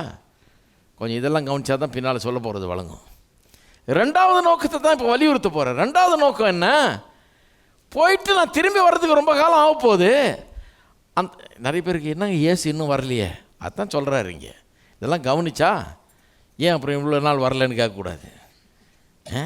நான் என்ன செய்யணும், அவர் வர்ற வரைக்கும் நான் இங்கே என்ன செஞ்சிட்ருக்கணும், அதை பற்றி என்ன சொல்லியிருக்கு வேதத்தில்ன்றது தான் 2வது பாயிண்ட்டு. 2வது ஒரு காரணம் அதை சொல்கிறாரு. 2வது காரணம் எங்கே இருக்குது? இங்கே முதல் காரணம் இருக்குது, 11ஆம் வசனத்திலே இருக்குது. எங்கே இருக்குது? எருசலேமுக்கு சமீபித்திருந்தபடியால் தேவனுடைய ராஜ்யம் சீக்கிரமாய் வெளிப்படும் என்று அவர்கள் நினைத்தபடியினாலும் இந்த ஓமையை சொன்னார். அப்போ முதல் காரணம் விளங்கிடுச்சு. அப்படி நினைக்காதீங்க, தப்பு, நான் இப்போ சொல்கிறேன் கொஞ்சம் நாள் ஆகும், இப்போ உடனே நான் போன ஒன்று வந்துட போகிறதில்ல ராஜ்யம் அப்படின்றார். 2வது காரணம் எங்கே இருக்குது? இங்கே, அதுவும் இங்கே தான் இருக்குது. இன்னும் கொஞ்சம் ஆழமாக பார்க்கணும். 11ஆம் வசனத்தின் ஆரம்பத்தில் இருக்குது பாருங்கள். அவர்கள் இவைகளை கேட்டுக்கொண்டிருக்கையில், எவைகளை கேட்டுக்கொண்டிருக்கையில், இதுக்கு முன்னால் உள்ள வசனத்தை கவனிச்சிங்கன்னா சகேயு கதை அங்கே வருது. சகேயு கதை என்ன, இவன் ஒரு வரி வசூலிக்கிறவன், ஏற்கனவே அந்த கதையை போதிச்சோம் இல்லையா, ஊழல் பேர் வழி வசூலிக்க வேண்டிய தொகையை காட்டிலும் அதிகமாக வசூலித்து ஜனங்களை போட்டு ரொம்ப கொள்ளை அடித்து இப்படிலாம் பண்ணவன். அவனை பற்றி ஒரு கதை. அவன் வீட்டுக்கு இயேசு போகிறாரு. அவன் வீட்டுக்கு போனோன்னா அவன் பெரிய மனம் திரும்புதல் அவனுக்குள்ளே ஏற்படுகிறது. என்ன ஆச்சுன்னு தெரியல, உள்ளுக்குள்ளே ஒரு பெரிய மாற்றம். அந்த பெரிய மாற்றம் எப்படிப்பட்ட மாற்றம்னா, முதல்ல எங்கே அந்த மாற்றம் வெளிப்படுகிறது? அவனுடைய பொருளாதார நடவடிக்கையிலே வெளிப்படுகிறது. நல்லா கவனிங்க, பொருளாதார நடவடிக்கையில் தான் மாற்றுது. அவனுக்குள்ள மாற்றம் உண்டாயிடுச்சுன்றதுக்கு வெளியே ப்ரூஃப் என்ன? அவன் சொல்கிறான், நான் யார்கிட்டையாவது அநியாயமாக வாங்கியிருந்தேன்னா, வாங்க வேண்டிய அமௌண்ட்டுக்கு மேலே வரி வசூலிச்சிருந்தேன், நாளை தனியாக திருப்பி தர்றேன், என்னுடைய ஆஸ்தியில் பாதியை ஏழைகளுக்கு கொடுத்துட்றேன். சரி, ஒருத்தன் எனக்குள்ளே மனம் மாறிட்டாங்கன்னா நம்ம எப்படி பார்க்குறது? அவன் மனத்தை உள்ளே நான் லென்ஸாக வச்சுருக்கணும் பார்க்குறது, எக்ஸ்ரே எடுத்து பார்க்க முடியும். உள்ளே எப்படி அவன் மனசை பார்க்குறது? அவன் மனம் திரும்பினான்றதுக்கு, உள்ளே மனம் திரும்பினான்றதுக்கு அடையாளம் என்ன? வெளியே இவனுடைய பொருளாதார நடவடிக்கை இவனுக்கு உள்ள ஒரு பெரிய மாற்றம் ஏற்பட்டிருக்கிறத காண்பிக்கிறது. நல்லா கவனிச்சுட்டே வாங்க. இப்போ 4 சுவிசேஷங்கள்லையும் இயேசு நிறைய போதிக்கிறார். வேத வல்லுநர்கள் என்ன சொல்கிறாங்க, போதனையில் இயேசுடைய போதனையை அனலைஸ் பண்ணி வசனத்துக்கு வசனம் அப்படியே என்னென்ன சப்ஜெக்டை போதிக்கிறாருன்னு எடுத்து நீங்கள் லிஸ்ட் பண்ணிங்கன்னா எல்லாவற்றை காட்டிலும் பொருளாதாரத்தை குறித்து தான் அதிகமாக போதிக்கிறாருன்றாங்க. சிலருக்கு இது உறுத்துது, அவங்களால தாங்க முடியல. இதெல்லாம் சொல்லும்போதே அவங்களுக்கு எரிச்சல் வருது. அது என்னது இது, இயேசுநாதரே இப்படி சான்சல் தர மாதிரி பண்ணுறதா? இவர் தான் இப்படி போடுறாருன்னா அவரும் பொருளாதாரத்தை பற்றியே போதிக்கிறார். எப்போ பார்த்தாலும் அதை பற்றியா போதிச்சிட்டு இருக்கிறது? ஆமாம், அதைத்தான் போதிச்சார். வேத வல்லுநர்கள் சொல்கிறாங்க அதைத்தான் அதிகமாக போதிச்சிருக்கிறார் எல்லாத்த பற்றி. ஏன் அதை போதிக்கணும்? வேறு சப்ஜெக்டே இல்லையா? உபவாசத்தை குறித்து, ஜபத்தை குறித்து, இதெல்லாம் குறித்து போதிக்க வேணாமா? பொருளாதாரத்தை பற்றி ஏன் போதிச்சார்? ஏன்னு சொல்கிறேன், சிம்பிள். ஒரு மனுஷனுடைய பொருளாதார நடவடிக்கை, பொருளாதார வாழ்க்கை, பொருளாதாரத்தை குறித்து அவன் என்ன எண்ணுகிறான், எப்படி நடந்து கொள்கிறான், அதை எப்படி சம்பாதிக்கிறான், எப்படி செலவழிக்கிறான், எப்படி பயன்படுத்துகிறான், அதை எப்படி கையாளுகிறான் என்பது அவனுடைய ஆவிக்குரிய வாழ்க்கைக்கு ஒரு கண்ணாடியாக இருக்கிறது. இதை பார்த்தீங்கன்னா அவன் ஆவிக்குரியவனா என்னன்னு விளங்குது. அப்போ நான் சொல்லுகிறேன், அவர் பொருளாதாரத்தை குறித்து போதிக்கும் போதெல்லாம் வெறும் பணத்தை பற்றி பேசலைங்க, உள்ளத்தை பற்றி பேசிகிட்டு இருக்கிறாரு. ஆவிக்குரிய வாழ்க்கையை பற்றி பேசி கொண்டு இருக்கிறார். ஹலோ, இப்போ பரவாயில்லையா பொருளாதாரத்தை பற்றி போதிக்கிறது? பொருளாதாரத்தை பாருங்க, ஆவிக்குரிய வாழ்க்கையை பற்றி எப்படி போதிக்கிறது? ஆவிக்குரிய வாழ்க்கைன்னா என்ன? ஏதோ மேகம் மாதிரி இப்படி ஆவி அப்படியே மறந்துக்கிட்டு இருக்குது, அப்படியே போதிக்க முடியும்? என்ன போதிக்கிறது ஆவிக்குரிய வாழ்க்கையை பற்றி? ஆவிக்குரிய வாழ்க்கைன்னா என்ன? எப்படி போதிக்கிறது? ஒரு மனுஷனுடைய ஆவிக்குரிய வாழ்க்கை எப்படி நமக்கு தெரியும்? இல்லையா, அவர் நெடுமுழங்காலில் இருந்து இப்படி ஜெபம் பண்ணார். அது யார் வேணால் ஜெபம் பண்ணலாம் நெடுமுழங்கால் நின்று. அவர் சட்டை கரெக்டாக இருக்கியா, முடி கரெக்டாக வெட்டியிருப்பார், நல்ல ஆவிக்குரிய மனுஷன். இல்லை, பணத்தை பற்றி அவருடைய எண்ணங்கள் என்ன, அதை எப்படி சம்பாதிக்கிறாரு, எப்படி வச்சுக்கிறாரு, எப்படி செலவழிக்கிறாரு, அதை பற்றி என்ன எண்ணுகிறாரு, அதை வச்சு என்ன செய்கிறாரு, அது அவர் உண்மையாகவே ஒரு ஆவிக்குரிய மனுஷனா இல்லை உலகத்தானா அப்படிங்கிறத வெளிப்படுத்தும். அதனால தான் பொருளாதாரத்தை பற்றி நிறைய போதிக்கிறார் இயேசு, நிறைய போதிக்கிறார். ஏன்னா சொன்னபடி பரிசேயர்கள்லாம் பணக்காரர்களாக இருந்தாங்க, ஆனால் பொருளாசை உள்ள பணக்காரராக இருந்தாங்க. அதனால தான் அவருக்கும் இவனுக்கும் ஆகவே மாட்டேங்குது. இவனுக்காகவே சில கதையெல்லாம் சொல்கிறாரு. ஐஸ்வர்யவானில் கண்டனம் பண்ணுற மாதிரி சில கதையெல்லாம் எதுக்கு சொன்னார்? இது இவனுக்காகவே தான் சொல்கிறாரு. அவர் அந்த அன்ஜஸ்ட் மேனேஜர், அந்த உக்ரானக்காரனை பற்றி சொல்கிறார் இல்லையா, அந்த கதை. அவன் திருட்டு வேலை செய்கிறான், சைடு பிஸ்னஸ் ஓட்டிகிட்டு இருக்கிறான். போன வாரம் காமிச்சேன் இல்லையா, சைடில் ஒரு சின்ன பிஸ்னஸ்ஸு அவன் ஓட்டிகிட்டு இருக்கிறான். கண்டுபிடிக்கப்பட்டு அவன் வேலையிலேருந்து அகற்றப்படுகிறான். அகற்றப்படுறதுக்கு முன்னால் போய் ஒரு பெரிய வேலையை பண்ணுறான். அவன் தன்னுடைய காசெல்லாம் சிலது இழந்தாலும் பரவாயில்ல, நாளைக்கு இந்த வேலையை இழந்த பிறகு நமக்கு 4 பேர் சகாயம் பண்ணுற அளவுக்கு நல்லவன் நான் நடந்துக்குவோன்னு சொல்லி நடந்துக்கிறான். அதை பாராட்டுறார். பாரு, அவனே பாரு, ஒரு உலகத்தான், அவனுக்குள்ளே எவ்வளோ அறிவு இருக்குது அப்படின்னு சொல்லி அதை அவனை பாராட்டுகிறார். பாராட்டிட்டு பொருளாசையை பற்றி போதிக்கிறார். இதை காது கொடுத்து இப்படி தூரமாக நின்று கேட்டுட்டு இருந்த பரிசேயர் இவரை பார்த்து நகைத்தார்களாம். நகைச்ச உடனே இவர் இன்னொரு கதையை ஆரம்பிக்கிறார். என்ன கதை? அதுதான் இந்த கதை. இந்த லாசருவும் ஐஸ்வர்யவானும் பற்றிய கதை, அதை ஆரம்பிக்கிறார். அந்த கதை என்ன? என்னை பார்த்து சிரிக்கவா செய்கிற? ஏறு நேரம் நரகத்துக்கு தான் போகிற, அதுதான் சப்ஜெக்ட். அங்கே இந்த ஐஸ்வர்யவான் போகிற இடத்துக்கு தான் நீயும் போகிறாங்கன்னு சொல்கிறதுக்காக தான் எடுக்கிறார் அந்த கதையை. இப்படி நிறைய கதைகள் பார்த்தீங்கன்னா இப்படி இந்த மாதிரி ஆட்களை கண்டனம் பண்ணுவதற்காகவே இந்த கதைகளெல்லாம் சொல்கிறாரு. கதை அவசியமாக இருக்குது. ஏன்னா நேராக நீ நரகத்துக்கு போகணுன்னு சொன்னால் அவன் ஒரு மாதிரி ஆகிடுவான். அதனால் அவன் எப்படி சொல்கிறது? கதை சொல்லி சொல்கிறது. நல்ல ஐடியாவாக பண்ணுறாரு அதை. சரி, அப்போ இவைகளை கேட்டுக்கொண்டிருந்த போது 11ஆம் வசனத்தை பாருங்கள் திரும்பியும். அவர்கள் இவைகளை கேட்டுக்கொண்டிருக்கையில் எதை கேட்டுக்கிட்டு இருந்தாங்க? சகேயு கதையை. சகேயு கதையில் என்ன? அவனுடைய வாழ்க்கையில் பொருளாதார மாற்றம் ஏற்படுகிறது. பொருளாதாரத்தை குறித்த நடவடிக்கை மாறுகிறது. அது எதை காட்டுகிறது? உள்ள மாறிடுச்சுன்னு காட்டுது. அவன் மனம் மாறிடுச்சுன்னு காட்டுகிறது. அவன் மாறிவிட்டான்னு காட்டுது. ஏன்னா ஏழைகளுக்கு ஆஸ்தியில் பாதியை கொடுத்துட்றான். கள்ளத்தனமாக வாங்கினதெல்லாம் நாளத்தனையாக திரும்ப கொடுத்துட்றான்.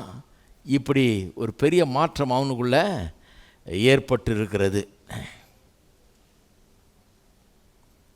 இப்போ இந்த கதை அதை கேட்டுக்கொண்டிருக்கிறவர்களுக்கு, அதை கேட்டுக்கொண்டிருக்கையில் இந்த கதையை சொல்கிறாரு. ஏன்னா இந்த கதையிலும் அப்படிப்பட்ட பொருளாதார சப்ஜெக்ட் இன்னும் தொடருகிறது. நல்லா கவனிங்க, தொடருகிறது. இப்போ அந்த கதையில், இதுக்கு முந்தின கதையில் சகேயு வந்து தன்னுடைய ஆஸ்தியில் பாதி ஏழைகளுக்கு கொடுத்தான், லஞ்சம் வாங்கினதை நாளை தனியாக திரும்ப கொடுத்தான், அதெல்லாம் இருக்குது. ஆனால் இந்த கதை கொஞ்சம் வித்தியாசமான கதை. இந்த கதையில் அதையே இன்னும் கொஞ்சம் டெவலப் பண்ணுறார். அதாவது பொருளாதாரத்தில் எப்படி மாற்றம் ஏற்படுறதுன்றதை பார்த்தோம் அந்த சகேயு கதையில். இங்கே இன்னும் கொஞ்சம் ஹையர் லெவலுக்கு கதை கொண்டு போகிறாரு. அதுக்கு தான் இந்த கதை. இந்த கதை எந்த விதத்தில் இன்னும் ஹையர் லெவலுக்கு போகுது, எந்த லெவல்லன்னு சொன்னால், வெறும் தன்னுடைய ஆஸ்தியிலேருந்து ஏழைகளுக்கு கொடுத்தது மட்டும் இல்லை, இந்த கதையில் இயேசு வருகிற வரைக்கும் அவருடைய மக்களாகிய நாம் இந்த ராத்தலை பெற்றவர்கள் மாதிரி 10 ராத்தலை 10 பேர்கிட்ட கொடுத்துட்டு போனார் பாருங்கள். அந்த 10 பேரில் நம்ம ஒருத்தர். நாம் எப்படி வாழ வேணும், அதை வச்சு நாம் என்ன பண்ண வேணும், அதை எப்படி பயன்படுத்த வேணும், அதை எப்படி பெருக்க வேண்டும், அதை எப்படி பயனுள்ள விதத்தில் பயன்படுத்த வேணும் அப்படிங்கிறத பற்றிய ஒரு ஓமை இது. இதில் பாருங்கள், இந்த 2வது பகுதியை தான் நிறைய பேர் கவனிக்க தவறி விட்டார்கள். எல்லாருமே இதை 2ஆம் வருகையை பற்றிய ஒரு ஓமை, அது இப்போ இல்லை பின்னால் நடக்க போகுதுன்றது சொல்கிறதுக்கு தான் சொன்னாருன்னு நினச்சிட்டு இருக்காங்க. ஆனால் இதில் 2வது ஒரு நோக்கம் இருக்குதுன்னு நினைக்கல. இந்த 2வது நோக்கம் வந்து அவர் போன பிறகு திரும்ப வரப்போகிறாரு. ஆனால் இடையில் ஒரு இடைவெளி இருக்குது. இந்த இடைவெளியில் நாம் என்ன பண்ண போகிறோம், அவர் கொடுத்ததை வச்சு நாம் என்ன பண்ணுறோம், எப்படி வாழுகிறோம் என்பதை குறித்து தான் இந்த ஓமை. சரி, இப்போ இந்த ஓமையை பார்ப்போம். அப்போ இந்த ஓமை எப்படிப்பட்ட ஒரு ஓமை? ரொம்ப ஒரு இன்ட்ரெஸ்டிங்கான ஓமை. ஏன்னா இதில் வந்து நான் போகிறேன், அப்புறம் தான் வருவேன், இப்போ உடனே தேவனுடைய ராஜ்யம் நிறைவேறாது, அதாவது தேவனுடைய ராஜ்யம் வந்து இப்போ உடனே வெளிப்படாது அப்படின்னு மட்டும் சொல்லலை இவர்.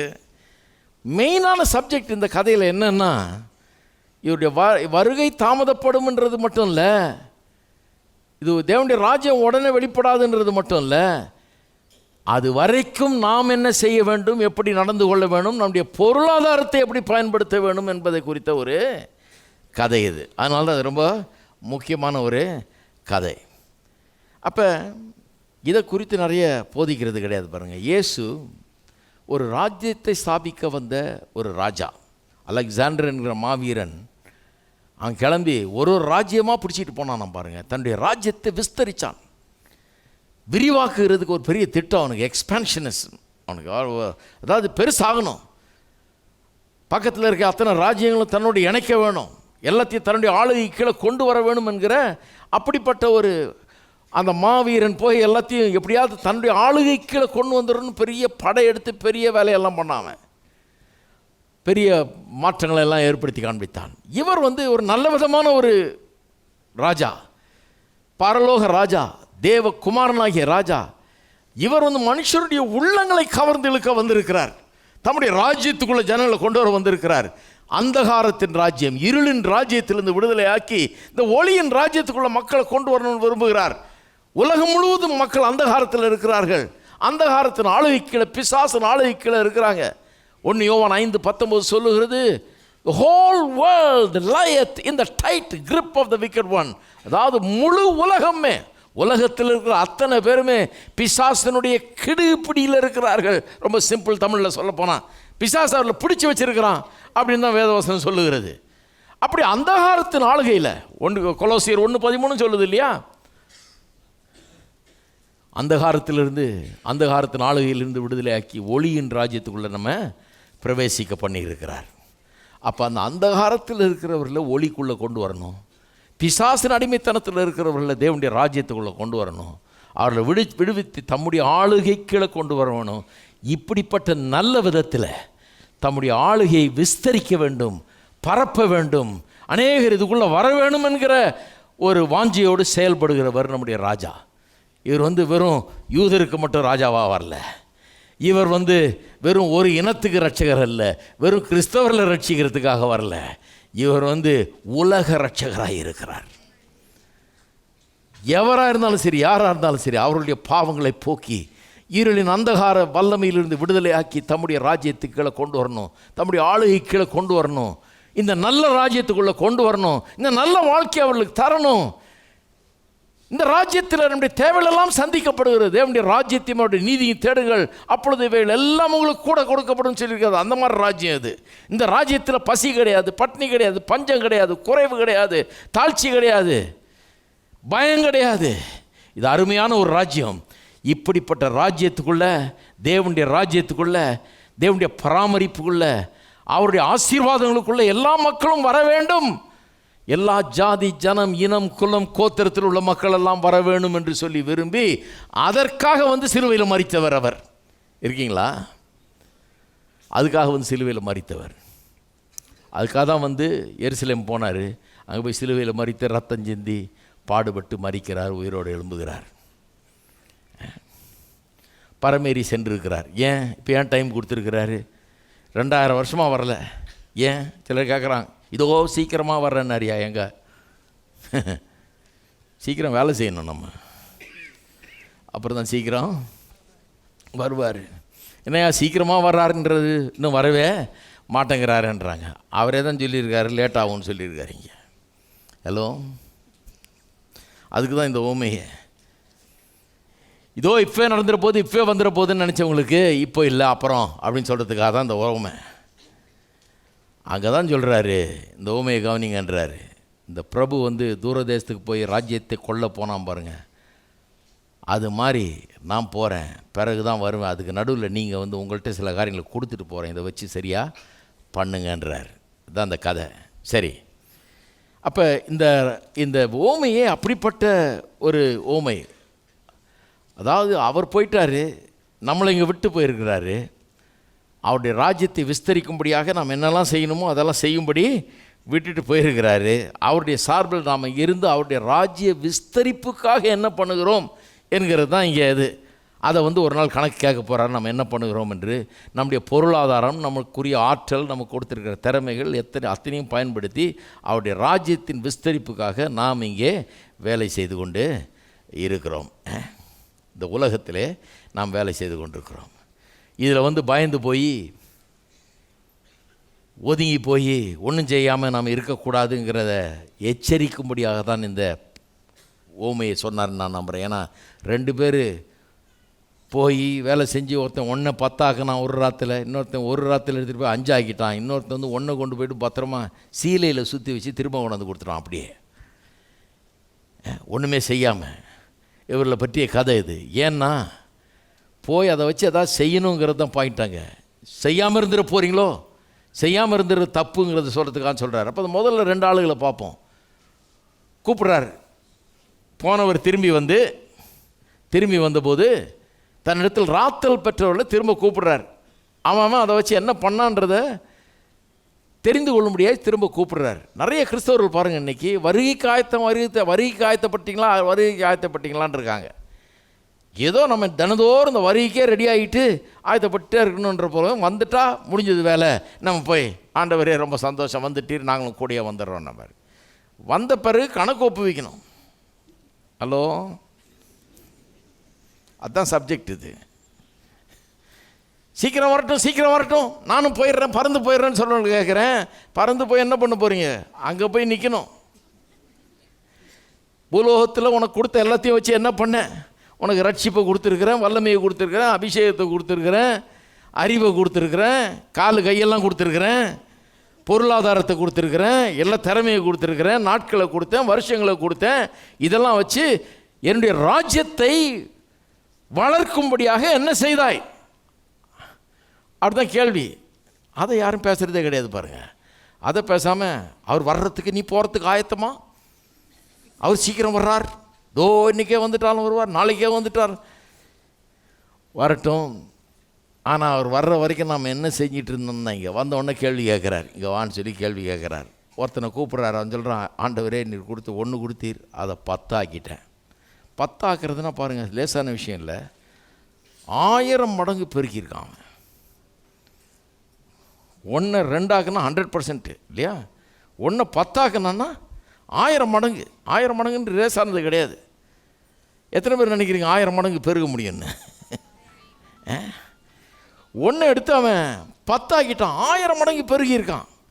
நாம் நினைக்கிறோம் நம்ம ஆளுங்க என்ன பண்ணுவாங்க? நம்ம ஆளுங்க சிலர் எனக்கு தெரியும், சென்னை பட்டணத்தில் குறைஞ்சது என்ன சொல்லுவாங்க, 10 ஆக்கிட்டேன் அப்படின்னோடனே ரொம்ப மணி மைண்டடாக இருப்ப போல இருக்கு. நீ ஒன்றை 10 ஆக்குறது எப்படின்னே யோசிச்சுட்டு இருப்பியோ காலிலேருந்து.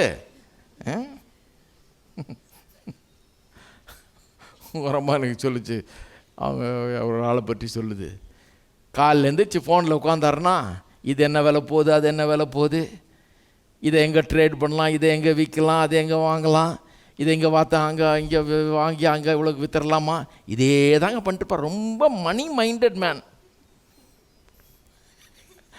ரொம்ப மணி மைண்டட் மேன் இவர். எப்போ பார்த்தாலும் அதே தான் பண்ணுற. காலையில் உட்காந்தாருன்னா ஃபோன். அவர் என்ன தப்பு பண்ணார்? வேலை தான் செஞ்சிட்ருக்கிறாரு. மனுஷன் காலிலேருந்து தூங்கிட்டு இருக்கிறாரா? ஒன்றும் இல்லாமல் உட்காந்துட்டு இருக்கிறாரா? கிடையாது. காலில் எந்திரிச்சு ஃபோன் எடுத்து கராராக வேலை பார்த்துட்டு இருக்கிறார். எது என்ன விலைக்கு போகுது, எதை எங்கே விற்கலாம், எதை என்ன வாங்கலாம், எல்லாம் கரெக்டாக பார்த்துட்டு இருக்கிறார். அதில் என்ன தப்பு இருக்குது? நிறைய பேர் சொல்லுவாங்க அது தப்பு, மணி மைண்டட் பர்சன் வாங்க. கர்த்தர் என்ன சொல்கிறாருன்னு பாருங்கள். ஏன்னா இவங்கெல்லாம் இருக்கிறாங்க. கர்த்தர் என்ன சொல்கிறார்? அப்பொழுது முந்தினவன் வந்து, ஆண்டவனே உம்முடைய ராத்தல்னால் 10 ராத்தல் ஆதாயம் கிடைத்தது என்றான். எஜமான் அவனை நோக்கி, நல்லது, எல்லாம் சொல்லுங்கள் நல்லது. பக்கத்தில் இருக்க பால் பார்த்து சொல்லுங்கள் நல்லது. ஆண்டவருடைய ரெஸ்பான்ஸே வேறு மாதிரி இருக்குது. என்னையா இவ்வளோ மணி மைண்டடாக இருக்கான், அவனை பார்த்து நல்லதுன்றாரு. ஒழுங்காக வேலை செஞ்சுருக்கிறான் அதனால் நல்லதுன்றாரு. சோம்பேறி இல்லை அதனால் நல்லதுன்றாரு. தான் செய்ய வேண்டிய வேலையை பிரயோஜனமான விதத்தில் வாழ்ந்து செய்ய வேண்டிய வேலையை கரெக்டாக செஞ்சுருக்கான், அதனால் நல்லதுன்றார். நல்லது, உத்தம ஊழியக்காரனே, ரொம்ப நல்ல கரெக்டான ஆளுன்றார். நீ கொஞ்சத்தில் உண்மை உள்ளவனாக இருந்தபடினால் 10 பட்டணங்களுக்கு அதிகாரியாக இரு என்றான். பாருங்கள், திரும்பவும் இந்த கனெக்ஷனை கொடுக்குறார். இந்த உலகத்தில் பொருளாதாரத்தை நாம் எப்படி கையாளுறோமோ அது வந்து நம்ம ஆவிக்குரிய விதத்தில் எப்படிப்பட்டவனாக இருக்கிறோன்றதுக்கு கண்ணாடியாக இருக்குது. அது மட்டும் இல்லாமல் இந்த உலகத்தில் பொருளாதாரத்தை நாம் எப்படி எவ்வளோ உண்மையாக கையாளுறோமோ, எவ்வளோ திறமையாக கையாளுறோமோ அதுக்கேற்ற போல தான் நித்தியத்திலே நமக்கு பதவிகள் கொடுக்கப்படும் அப்படிங்கிறதையும் வேதத்தில் போதிக்கிறார். இதுக்கு முன்னாடி இன்னொரு கதையில் காமிச்சேன் உங்களுக்கு. அப்படி தான் போதிக்கப்படுது வேதம்.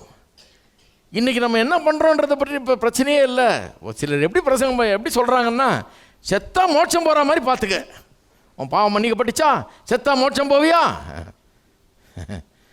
அதுக்கு ஒன்றும் பெரிய கம்பு சூத்திரம் இல்லைங்க. செத்தா மோட்சம் போகிறது ஒன்றும் இல்லை. ஆண்டவரே, நான் பெரிய பாவியை என்னை மன்னிச்சேன், பாவம் வர என்னை கழுவி முடிய ரத்தத்தால் என்னை கழுவும் ஆண்டவரே, என் மேலே இறக்கமாகிறேன், என்னை மன்னித்தரலாம், நீரே ஆண்டவர் ரட்சகர் என்று நான் விசுவாசிக்கிறேன், ஏற்றுக்கொள்கிறேன்னா மோட்சம் போயிடுவோம். இதுக்கு என்ன பெரிய தொங்குனீங்களா, நீங்கள் உருண்டிங்களா, தலைகளா சர்க்கஸ் பண்ண வேண்டியதாக இருந்துச்சா? ஒன்றுமே கிடையாது. இதுக்கு என்ன பெரிய கஷ்டம்? அவர் தான் சிலுவையில் தொங்கினார், அவர் தான் மரித்தார், அவர் தான் அடிக்கப்பட்டார், அவர் தான் வாதிக்கப்பட்டார், அவர் பாவமானார், அவர் சாபமானார், அவர் செத்து உயிரோடு எழும்பினார். நீங்கள் என்ன பண்ணீங்க? நீங்கள் ஒன்றுமே பண்ணலையே. நீங்கள் அவரை விசுவாசிங்க, உங்களுக்கு இரக்கம் உண்டாயிற்று, உங்களுக்கு ரட்சிப்பு உண்டாயிற்று. நாம் ஒன்றுமே பண்ணல. அப்போ நான் சொல்கிறேன், மோட்சம் போகிறது தான் இருக்கிறதுலே ரொம்ப சிம்பிள். மோட்சம் போகிறது ஒன்றும் பெரியது இல்லை. அந்த கஷ்டமான பகுதியை அவர் செஞ்சிட்டார். அது பெரிய கஷ்டம்தான். அந்த கஷ்டமான பகுதியை தாமலே ஏற்றுக்கிட்டார். எது கஷ்டம்? நம்முடைய பாவம் மன்னிக்கப்படுறது கஷ்டம். நம்முடைய ரத்தத்தை சிந்தி நம்முடைய பாவம் மன்னிக்கப்பட முடியாது. நான் என்ன தான் போனால் தலைகளை நின்னாலும் என் பாவம் மன்னிக்கப்பட முடியாது. நான் என்ன நல்லது நன்மைகளை செஞ்சாலும் என் பாவத்துக்கு அது பரிகாரமாக முடியாது. அவருடைய ரத்தம் மட்டுமே என்னுடைய பாவத்தை கழுவ முடியும். அதனால் நான் செய்கிறதுக்கு ஒன்றும் இல்லை. அவரே கஷ்டமான அத்தனையும் செஞ்சு முடிச்சிட்டார். ரொம்ப கஷ்டம், அதனால தான் என்ன செய்ய விடல, அவர் செஞ்சிட்டார், நான் செய்ய முடியாதுன்றதுனால. எத்தனை பேருக்கு புரியுது நான் சொல்கிறது?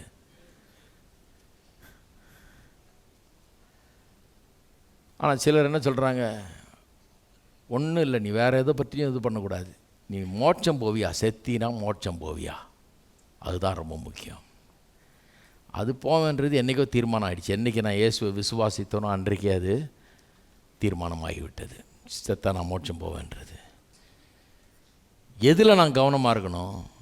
நான் மோட்சம் போகிறது நிச்சயம். ஆனால் மோட்சம் போய் அவருடைய முகத்தை நான் பார்க்கும்போது அவருக்கு என்ன பதில் சொல்லுவேன், நான் இங்கே என்ன பண்ணிகிட்டு இருந்தேன்னு நான் என்ன சொல்லுவேன். அதுதான் இங்கே சப்ஜெக்டு. அடுத்தவனை கூப்பிடுறாரு. 2ஆம் ஊழியக்காரன் வர்றான். ஆண்டவரே, உம்முடைய ராத்தல்னால் 5 ராத்தல் ஆதாயம் கிடைத்ததுன்றான்.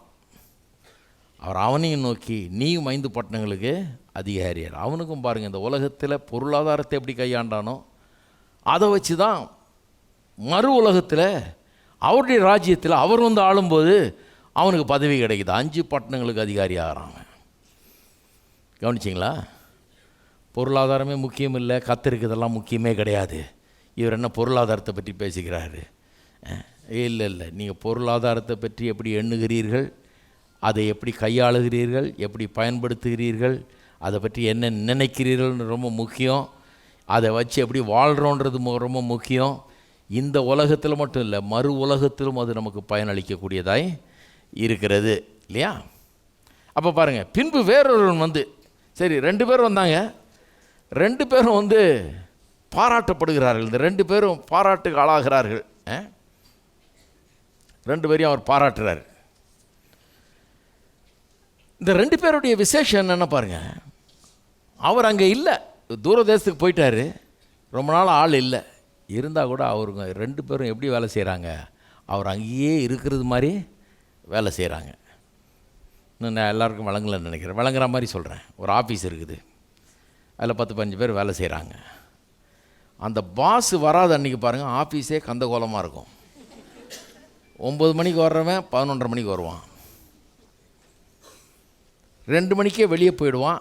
அட்ஜஸ்ட் பண்ணிக்கப்பா, அவர் கேட்டார்னா இப்போ தான் போனார்னு சொல்லு அப்படின்னு சொல்லிட்டு இவன் போயிடுவான், எகிரிடுவான். வேலையே நடக்காது. இவர் எப்போ வெளியே ஊருக்கு போகிறாரு, எப்போ இருக்க மாட்டார்.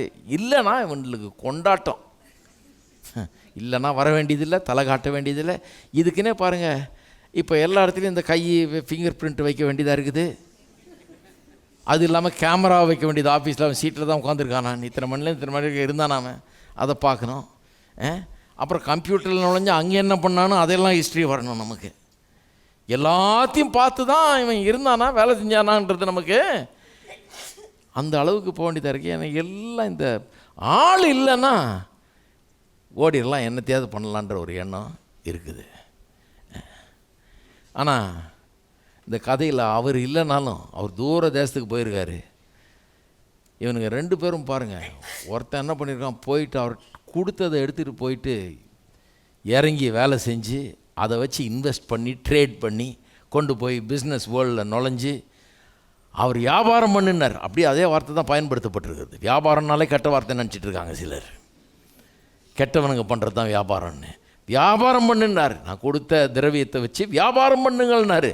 போய் இந்த உலகத்தில் அதை வச்சு ட்ரேட் பண்ணி இன்வெஸ்ட் பண்ணி வியாபாரம் பண்ணி அதை நல்லா பண்ணி சிறந்த முறையில் பண்ணி எப்படி பண்ணுறாங்க, அவர் இருக்கிறது மாதிரியே நினச்சிட்டு பண்ணுறாங்க, அவர் பார்த்துக்கிட்டு இருக்கிறது மாதிரியே பண்ணுறாங்க. தான் வேதவாசனம் சொல்லுது பாருங்கள், கண் துடைப்பு வேலை செய்யக்கூடாது. கர்த்தரே நம்மளை பார்க்குறாரு, நாம் என்ன பண்ணுறோன்றது அவர் பார்க்குறாரு, எவ்வளோ உண்மையாக வேலை செய்கிறோன்றது அவர் பார்க்குறாரு. அந்த விதத்தில் வேலை பார்த்துருக்கானுங்க பாருங்கள். ஏன்னா அவர் தூர தேசம் போயிட்டார். இவன் வேலைக்கு போகாமல் வீட்டில் படுத்து தூங்கினாலும் யாரும் கேட்க போகிறதில்ல. ஆனால் வருவார் அவர். ஹலோ, வந்த பிறகு வெறும் கையாக போய் நிற்கக்கூடாது.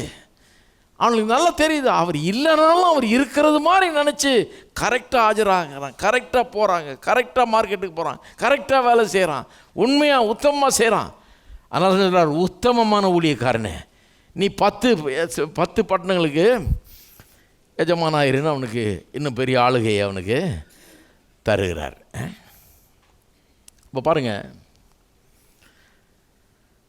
அவரில் அந்த விதத்தில் அவர் பாராட்டுகிறார். அவருடைய விசேஷம் என்னென்னா, இது கொஞ்சம் வித்தியாசமான கதை. சகை கதை, அந்த மற்ற கதையெல்லாம் பாருங்கள். அவனுங்க இந்த அநியாயமாக பணக்காரனானவன் கொஞ்சம் திருந்தி ஏழைகளுக்கெல்லாம் உதவி செய்கிறான், அந்த மாதிரி போகுது. இது ஏழைகளுக்கு உதவி செய்கிற அந்த கதை இல்லை. இது கொடுத்துட்டு போன இன்வெஸ்ட்மெண்ட்டை எடுத்துகிட்டு போய் அதை வச்சு ட்ரேட் பண்ணி இன்வெஸ்ட் பண்ணி அதை பெருக்கிற கதை. இது கொஞ்சம் வேறு மாதிரி கதை. இது நாம் நினைப்போம், சரி கொண்டு போய் ஏழைகளுக்கு கொடுத்தோம், பாராட்ட பெற்றோம், கற்றுட்டேருந்து நல்லது, அது இருக்குது பைபிளில், அதை நம்ம ஏற்றுக்கொள்ள முடியுது. ஆனால் இதை நிறைய பேருக்கு ஏற்றுக்கொள்ள முடியாது. அவர் கொடுத்துட்டு போனார், அதை கொண்டு போய் மார்க்கெட்டில் போய் நல்லா வியாபாரம் பண்ணி நல்லா பெருக்கிறதுங்கிறது இந்த கதை. இது கொஞ்சம் வித்தியாசமான கதை, பிஸ்னஸ் கதை இது. ஹலோ, இது பிஸ்னஸ் கதை. என்ன மாதிரி கதை இது? இந்த உலகத்தில் போயிட்டு அத்தனை போட்டிகள், அத்தனை கடினமான சூழ்நிலைகள், எதிராக இருக்கிற சூழ்நிலைகள், பலவிதமான கஷ்டமான காரியங்கள், ஊழல்கள், கெட்ட காரியங்கள்லாம் நிறைஞ்ச அந்த உலகத்தில் போயிட்டு அந்த மார்க்கெட்டில் நுழைஞ்சி, அந்த இதில் நுழைஞ்சி வியாபாரம் பண்ணணும், அதில் வெற்றிகரமாக பண்ணணும், அதில் ஜெயம் பெறணும், அதில் பெருகணும். போய் பண்ணியிருக்காங்க இந்த ரெண்டு பேரும் போய் அதை பண்ணியிருக்கிறாங்க. ஏன்னா அவர்கள் அந்த ராஜாவுடைய உண்மையான உத்தமமான ஊழியக்காரர்கள். அவர் இருக்கிறது மாதிரியே நினச்சி பண்ணுறாங்க. ஆனால் இந்த அடுத்தவன் இருக்கான் பாருங்கள், இந்த அடுத்தவன் என்ன பண்ணான்னா, இது அவன் கதையை கவனிங்க. பின்பு வேறொருவன் 20ஆம் வசனம், ஆண்டவனே, இதோ உம்முடைய ராத்தல், இதை ஒரு சீலையில் வைத்திருந்தேன். நீர் வைக்காது எடுக்கிறவரும் விதைக்காது அறுக்கிறவருமான கடினமுள்ள மனுஷன் என்று அறிந்து உமக்கு பயந்திருந்தேன். இவனுக்குள்ள ஒரு விதமான அன்ஹெல்த்தி ஃபியர், ஆரோக்கியமற்ற ஒரு பயம். என்ன பயம்னா, ஏதாவது மிஸ்டேக் ஆகிடக்கூடாது, இதை போய் அங்கே இன்வெஸ்ட் பண்ணுறேன், இதை வாங்குகிறேன், அது இதாக விற்கிறேன்னு போய் என்னத்தையா பண்ணி கொடுத்ததை தொலைச்சி விடக்கூடாது. அந்த ஆள் பயங்கரமான ஆள் வந்தாருன்னா கணக்கு கரெக்டாக கேட்பார். இதை வச்சு நம்ம ரிஸ்கே எடுக்க வேணாம், பேசாமல் சேலையில் சுற்றி இதை பேங்க்கில் போட்டால் கூட பேங்க்கை மூடிட்டு போயிட்டான்னா என்ன பண்ணுறதுன்னு இது சுற்றி தலைமாட்டிலே வச்சுருந்துருப்பான் போல இருக்கு. வந்தவொடனே திருப்பி எடுத்துகிட்டு போய் அட்டை கொடுக்குறான். பயந்துட்டேன் நான்.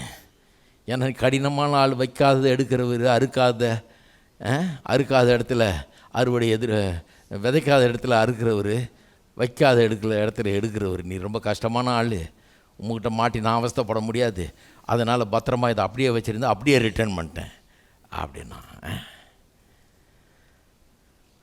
அவர் சொல்கிறாரு, பொல்லாத ஊழியக்காரனே. ஹலோ, அவன் சொல்லியிருப்பான், ஆண்டவரே உங்களுடைய வருகைக்காக தான் நான் காத்திருந்தேன், ஆண்டவரே வாஞ்சையாய் காத்திருந்தேன், என்றைக்கு வருவீர் என்று வாரம் ஆண்டவான் பாடிக்கிட்டே இருந்தேன், ஆண்டவரே காத்துக்கிட்டே இருந்தேன். எந்த பயல்கள்லாம் ரொம்ப உலக பிரகாரமான பயல்கள், டெய்லி போய் வியாபாரத்துக்கு போயிடுறான், பணமே கதின்னு கிடக்கிறான், சம்பாதிக்கிறதே வேலைன்னு கிடக்கிறான், காலையிலான கரெக்டாக போயிடுறான், எவ்வளோ சம்பாதிச்சான்னு கணக்கு பார்த்துட்டு இருக்கிறான். எனக்கு அந்த மாதிரி மென்டாலிட்டியெல்லாம் கிடையாது, ஆண்டவரே உம்முடைய வருகை வருகை வருகை எப்பொழுது வருவீர் என்று காத்துக்கொண்டே இருந்தேன். ஆண்டவரே நீர் வந்து விட்டீர், இந்த பத்திரமா அவன்கிட்ட திருப்பி. பொல்லாத ஊழியக்காரன் என்றார். ஹலோ, சிலர் நினைக்கிறாங்க இவங்க வேறு கணக்கு போட்டு வச்சுருக்காங்க ஆண்டவரை பற்றி. இவன் என்ன தப்பு கணக்கு போட்டு வச்சுருக்காங்க பாருங்க. வைக்காத எடுக்கிறவர், விதைக்காத அறுக்கிறவர், ரொம்ப கஷ்டமானவர், கடினமானவர், பொல்லாதவர். அவர் எங்கே பொல்லாதவர், எங்கே சொல்லியிருக்குது பொல்லாதவர்னு? வர்றாரு, 1 10 பார்த்து 10 பட்டணங்களை தர்றாரு. எவ்வளோ தாராள பேர் வழி பாருங்க. 10 பட்டணங்களை தர்றாரு.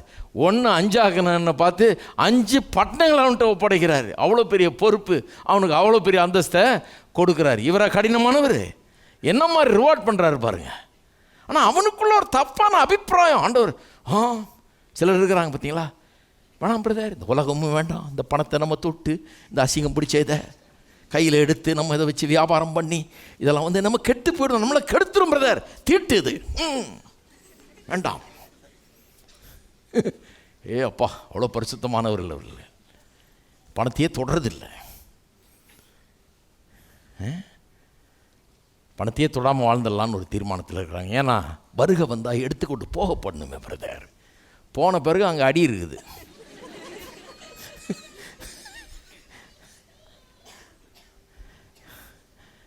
அவ்வளோ பெரிய பரிசுத்தவான்கள், பயமாக இருக்குது இவங்களுக்கு.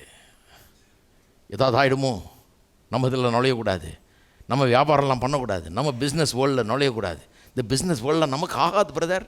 பரிசுத்தமாக இருக்கவங்களுக்கு இதெல்லாம் பிஸ்னஸ் எல்லாம் கூடாது.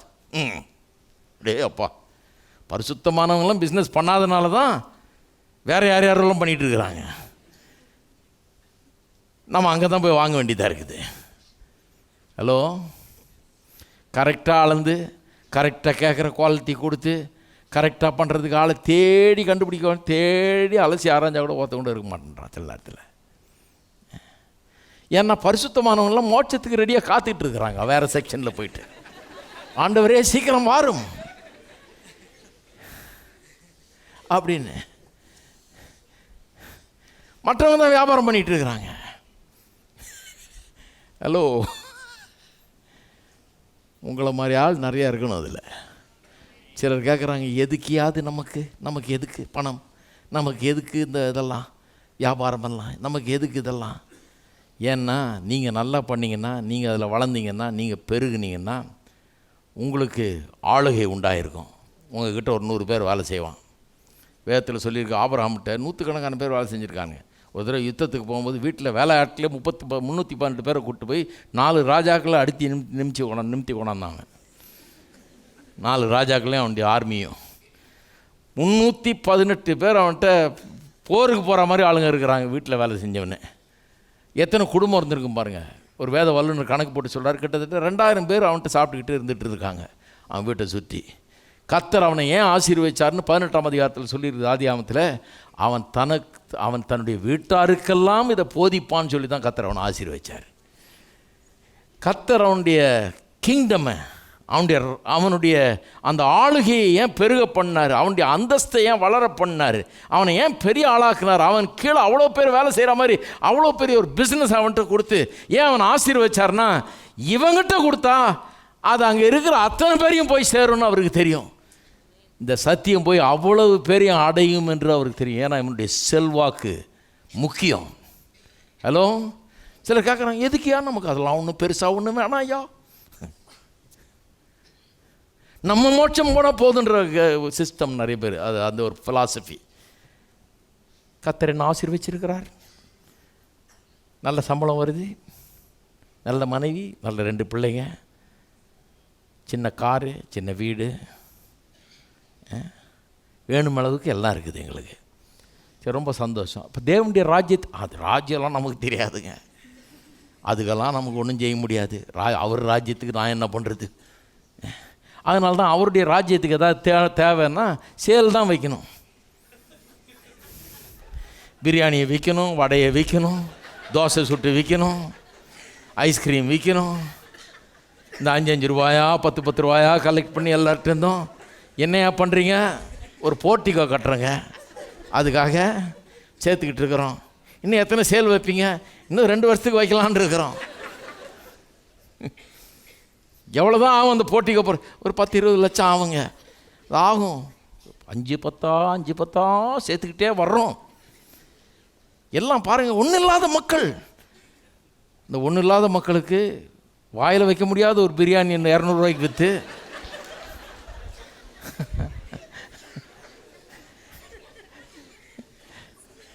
நீங்களே கொஞ்சம் யோசித்து பாருங்கள். விற்கிறவங்க விற்றுட்டு போட்டோம், நான் ஒன்றும் சொல்ல.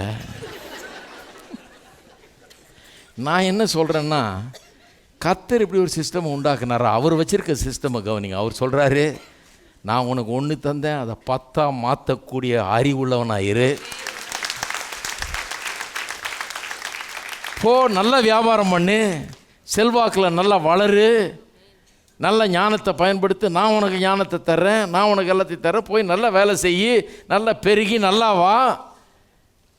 இதை ஏன் போதிக்கக்கூடாதுன்றேன்.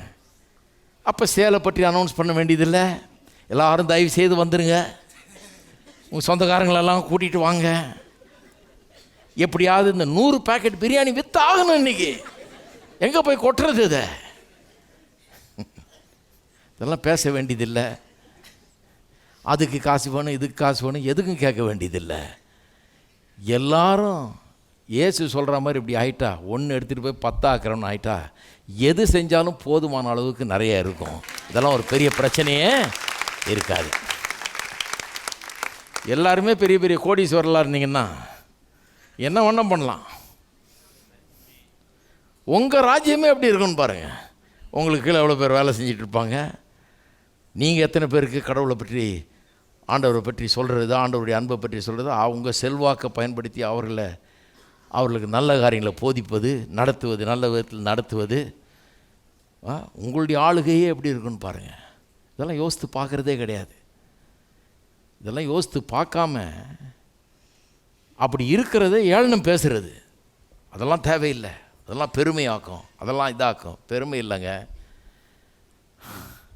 கர்த்தருக்காக அப்படி தான் இருக்கணும். எல்லாரும் நல்லா இருக்கணும். நல்லா இருந்தீங்கன்னா தான் உங்களுடைய செல்வாக்கு வளர்ந்தா அது கர்த்தருடைய செல்வாக்கு வளர்ந்தா மாதிரி. உங்களுடைய செல்வாக்கும் உங்களுடையதும் வளர்ந்தா கர்த்தருடைய ராஜ்யம் விஸ்தரிக்கப்படும், அவருடைய ராஜ்யம் விஸ்தரிக்கப்படும் இல்லையா? உங்களுக்கு ஏராளம் தாராளமாக இருந்தால் கர்த்தருக்கென்று நீங்கள் நிறைய செய்ய முடியும். இதெல்லாம் யோசித்து பார்க்குறதே கிடையாது பாருங்கள். அதைத்தான் இங்கே சொல்ல வர்றாரு. ராஜ்யத்தை பெற போயிட்டு வந்திருக்கிறாரு. அவருடைய ராஜ்யம், அவருடைய ஆஸ்திகள்லாம் பெருகும்படியாக, அவருடைய ஆசெட்ஸ் பெருகும்படியாக அவருடைய வேலைக்காரர்கள் வேலை செஞ்சிட்டு இருக்கிறாங்க. அவர் கொடுத்த இன்வெஸ்ட்மெண்ட்டை வச்சு இவங்க இன்வெஸ்ட் பண்ணி ட்ரேட் பண்ணி இவங்க வேலை செஞ்சிட்டு இருக்கிறாங்க.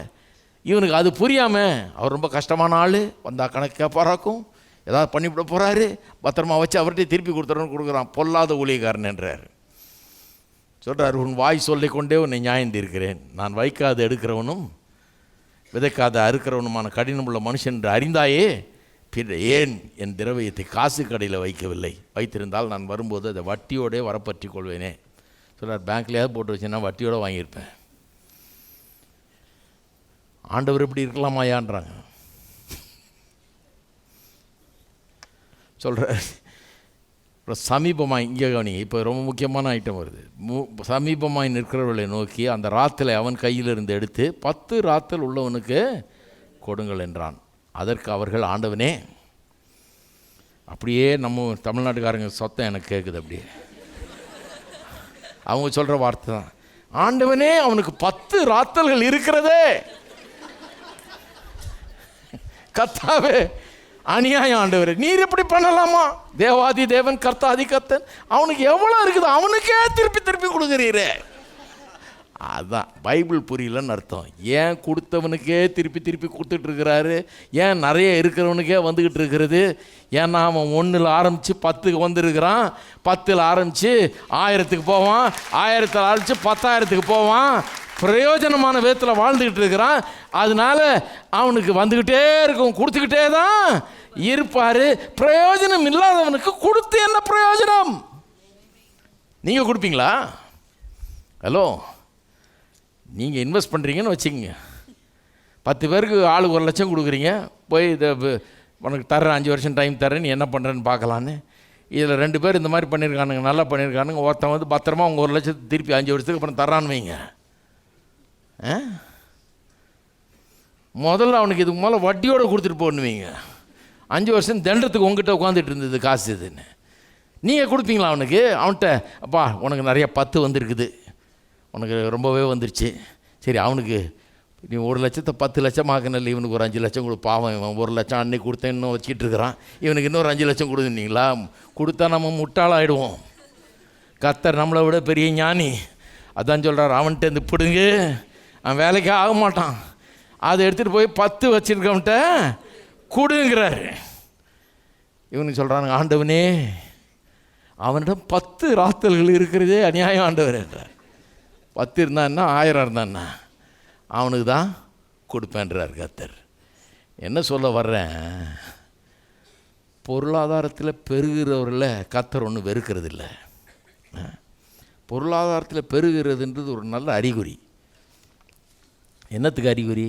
இண்டஸ்ட்ரிக்கு அறிகுறி. நல்ல சுறுசுறுப்பாக இருக்கான் ஒருத்தன், நல்ல வேலை செய்கிறான், கர்த்தர் கொடுத்த தாளந்துகளை திறமைகளை பயன்படுத்துகிறான், ஒழுங்காக வேலைக்கு போகிறான். ஹலோ, டெய்லி சிலருக்கு வந்து எப்படி மட்டம் போடலான்னு யோசிக்கிறது தான் அவங்களுடைய பெரிய யோசனையே, அவளுடைய திட்டமே. சிலர்லாம் கேலண்டரே மெயின்டைன் பண்ணுவாங்க. ஏற்கனவே 4 சிக்கு லீவ் எடுத்தாச்சு, இதோட இந்த வருஷமே 4 பாட்டி செத்து போயிடுச்சு, திரும்ப திரும்ப பாட்டி செத்து போயிடுச்சுன்னு சொல்ல முடியாது. எப்படி என்ன சொல்லி தான் லீவ் எடுக்கலாம்? இப்போ வழங்குதா ஏன் உருப்படுறது இல்லைன்னு கடவுளே ஆசீர்வதிக்க முடியாது. ஒருத்தன் நல்லா வர்றான்னா, நல்லா இருக்கிறான், பொருளாதாரத்தில் பெருகிறான்னா, நமக்கு எப்போவுமே ஒரு நெகட்டிவ் நம்ம என்ன நினைக்கிறோம், அதெல்லாம் மணி மைண்டட் அவன் எப்போ பார்த்தாலும் எப்படி பணம் பண்ணுறதுன்னு யோசிச்சுட்டு இருக்கிறான், நான் எப்படி பண்ணுறது யோசிக்கிறேன். அப்படி நான் சொல்கிறேன், அவன் நல்ல கிறிஸ்தவனாக இருந்தால், நல்ல ஆண்டவரை நேசிக்கிறவனாக இருந்தால், ரட்சிக்கப்பட்டவனாக இருந்தால், கர்த்தருடைய நாமம் மகிமைக்காக கர்த்தருக்காக அவன் ஐஸ்வர்யவானாகிறான். ஏன்னா அவனுடைய செல்வாக்கு பெருகும்போது, அவன் நல்லா இருக்கும்போது 4 பேருக்கு நல்லா செய்ய முடியுது, ஆண்டவருடைய நாமத்தை பரப்ப முடியுது, சொல்ல முடியுது, 4 பேருக்கு ஆசீர்வாதமாக விளங்க முடியுது. எல்லாத்திலும் மேலாக தேவனுடைய ராஜ்யம் அவன் மூலமாக விஸ்தரிக்கப்படுகிறது. இவனுடைய பிரச்சனை என்ன தெரியுமா? அந்த 1 வச்சுட்டு இருந்தவன்ட்ட, ஒன்றாவே வச்சுட்டு இருந்தவன்ட்ட, எல்லாருக்கும் 1 தான் இருந்தது. இவன் மட்டும் ஒன்றாவே வச்சுருக்கிறான். அவனுடைய பிரச்சனை என்ன தெரியுமா? தான் நான் சொல்கிறது, ஏழையாக பிறந்துடுறோம். சிலர் ஏழையாக பிறந்தது ஒன்றும் தப்பு கிடையாது, ஏன்னா நம்ம ஒன்றும் பண்ண முடியாது. அது அப்படி பிறந்துடுறோம் சில நேரத்தில். ஆனால் கோழையாக ஆகிடக்கூடாது. கோழைங்கிறது ஆகிறது, பிறகுறது இல்லை. அப்படி இவனுடைய பிரச்சனைன்னா ஒரு கோழையாக ஆயிட்டான் பாருங்க. அவன் ஏழையாக இருந்தால் நல்லா ஆயிடலாம், நாளைக்கு நல்லா வந்துடலாம், அது ஒன்றும் பிரச்சனை இல்லை. ஆண்டவருடைய கிருபையில் நல்லா வந்துடலாம். விசுவாசம் இருந்தால் உயர்ந்துடலாம். வாழ்க்கையில் கொஞ்ச நாள் தான், டைம் வேணும், நல்லா வந்துடலாம். ஆனால் கோழையாக இருந்தால் ஆண்டவரே கூட அவனை ஒன்றும் பண்ண முடியாது. அதுதான் அந்த கதை. இவன் கோழையாக இருக்கிறான், இதை கொண்டு போய் என்னமா செய்யலான்னு அவனுக்கு ஒரு உத்தேசம் தோணலை. அவனுக்கு ஒன்றும் ஐடியா வரல. அவனுக்கு பயம்தான் வருது. போனால் எதாவது ஆகிட போகுது, உள்ளதும் போயிட போகுது, இந்த பத்திரமா சேலையில் சுற்று வை, அப்படியே ரிட்டர்ன் பண்ணிடலாமாக்கும் இதை அப்படின்னு.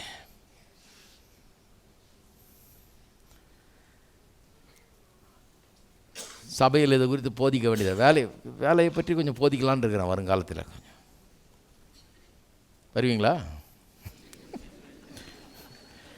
என்னப்பா எனக்கே வேலை போர் அடிக்குது, வேறு வேலையை போதிக்கிறேன். இப்படியா வானத்திலேருந்து பணம் எப்படி கொடுக்கணும் கொட்டுன்னு போதிச்சா பரவாயில்ல, வந்துடுறேன். கிடையாது. பாருங்கள், கோழைத்தனத்தின் ஆபத்தை குறித்து யாரும் போதிக்கிறதே கிடையாது. இந்த ஓமை போதிக்குது.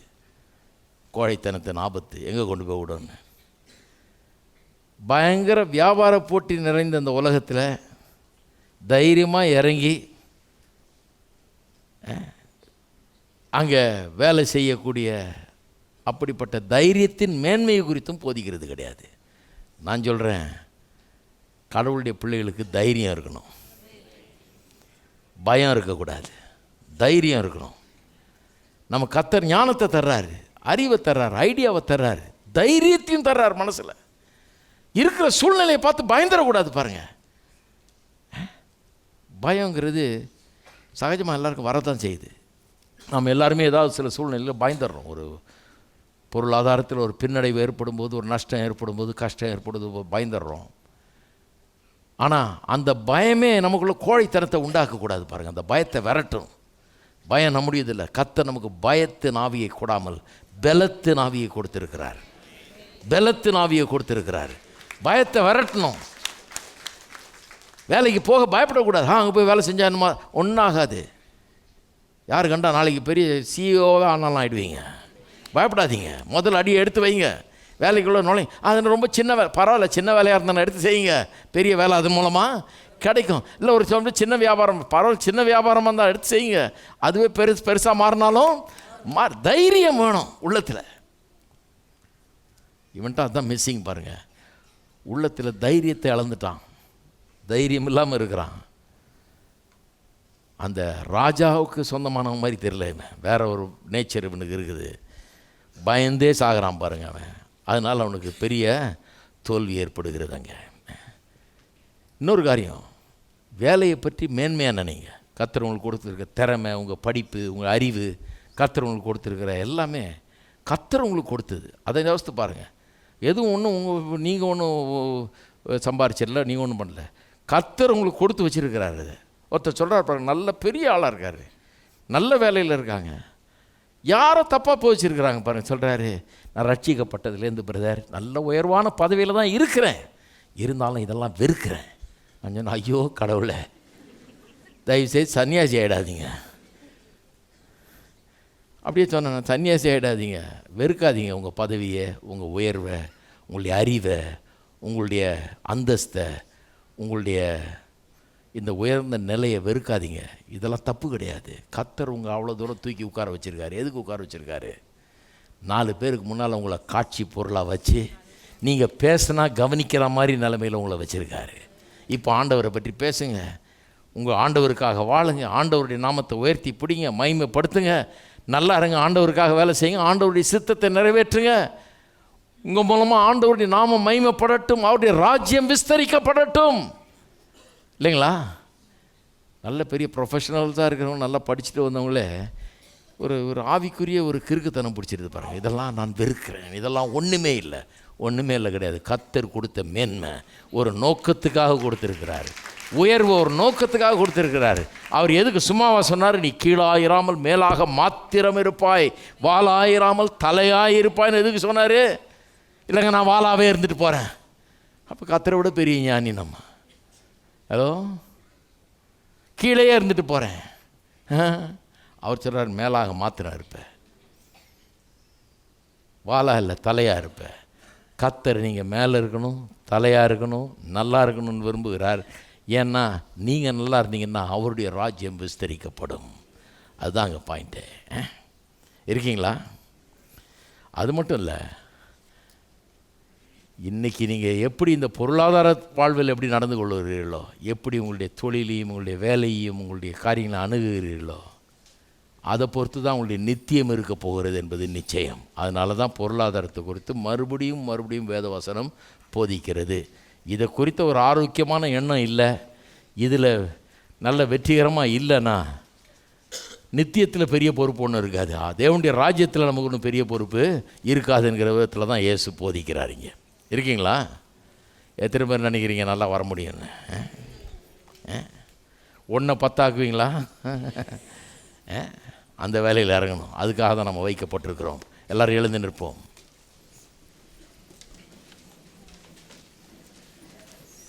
ஸ்தோத்திரம்.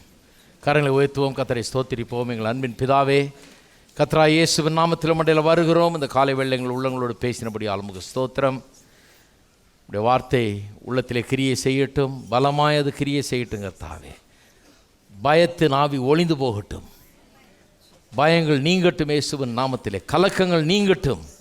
பொருளாதார சூழ்நிலைகள், கஷ்டங்கள், நஷ்டங்கள் இவையெல்லாம் எங்களை ஒன்றும் தீர்த்து விட முடியாது என்கிற எண்ணம் உள்ளத்தில் உண்டாகட்டும். எங்கள் ஆண்டவர் எங்களோடு கூட இருக்கிறார், வெற்றி சிறக்க பண்ணுவார், கையிட்டு செய்கிற காரியங்களை ஆசீர்வதிப்பார், வழி வாசலை திறப்பார், நல்ல யோசனைகளை தருவார், ஞானத்தை தருவார், வெற்றியை தருவார். எனக்கு ஒத்தாசையாகவும் அனுகூலமாகவும் அவர் இருப்பாருங்கிற நம்பிக்கையை உள்ளத்தில் வளரட்டும். கர்த்தாவே, விசுவாசம் உண்டாகட்டும், ஜெயம் உண்டாகட்டும். இயேசுவின் நாமத்திலே ஜெபிக்கிறோம், ஆமென். நம்முடைய கர்த்தராகிய இயேசு கிறிஸ்துவின் கிருபையும் பிதாவாகிய தேவனுடைய அன்பும் பரிசுத்த ஆவியானவருடைய ஐக்கியம் நம் அனைவரோடும் இன்றைக்கும் என்றைக்கும் இருப்பதாக.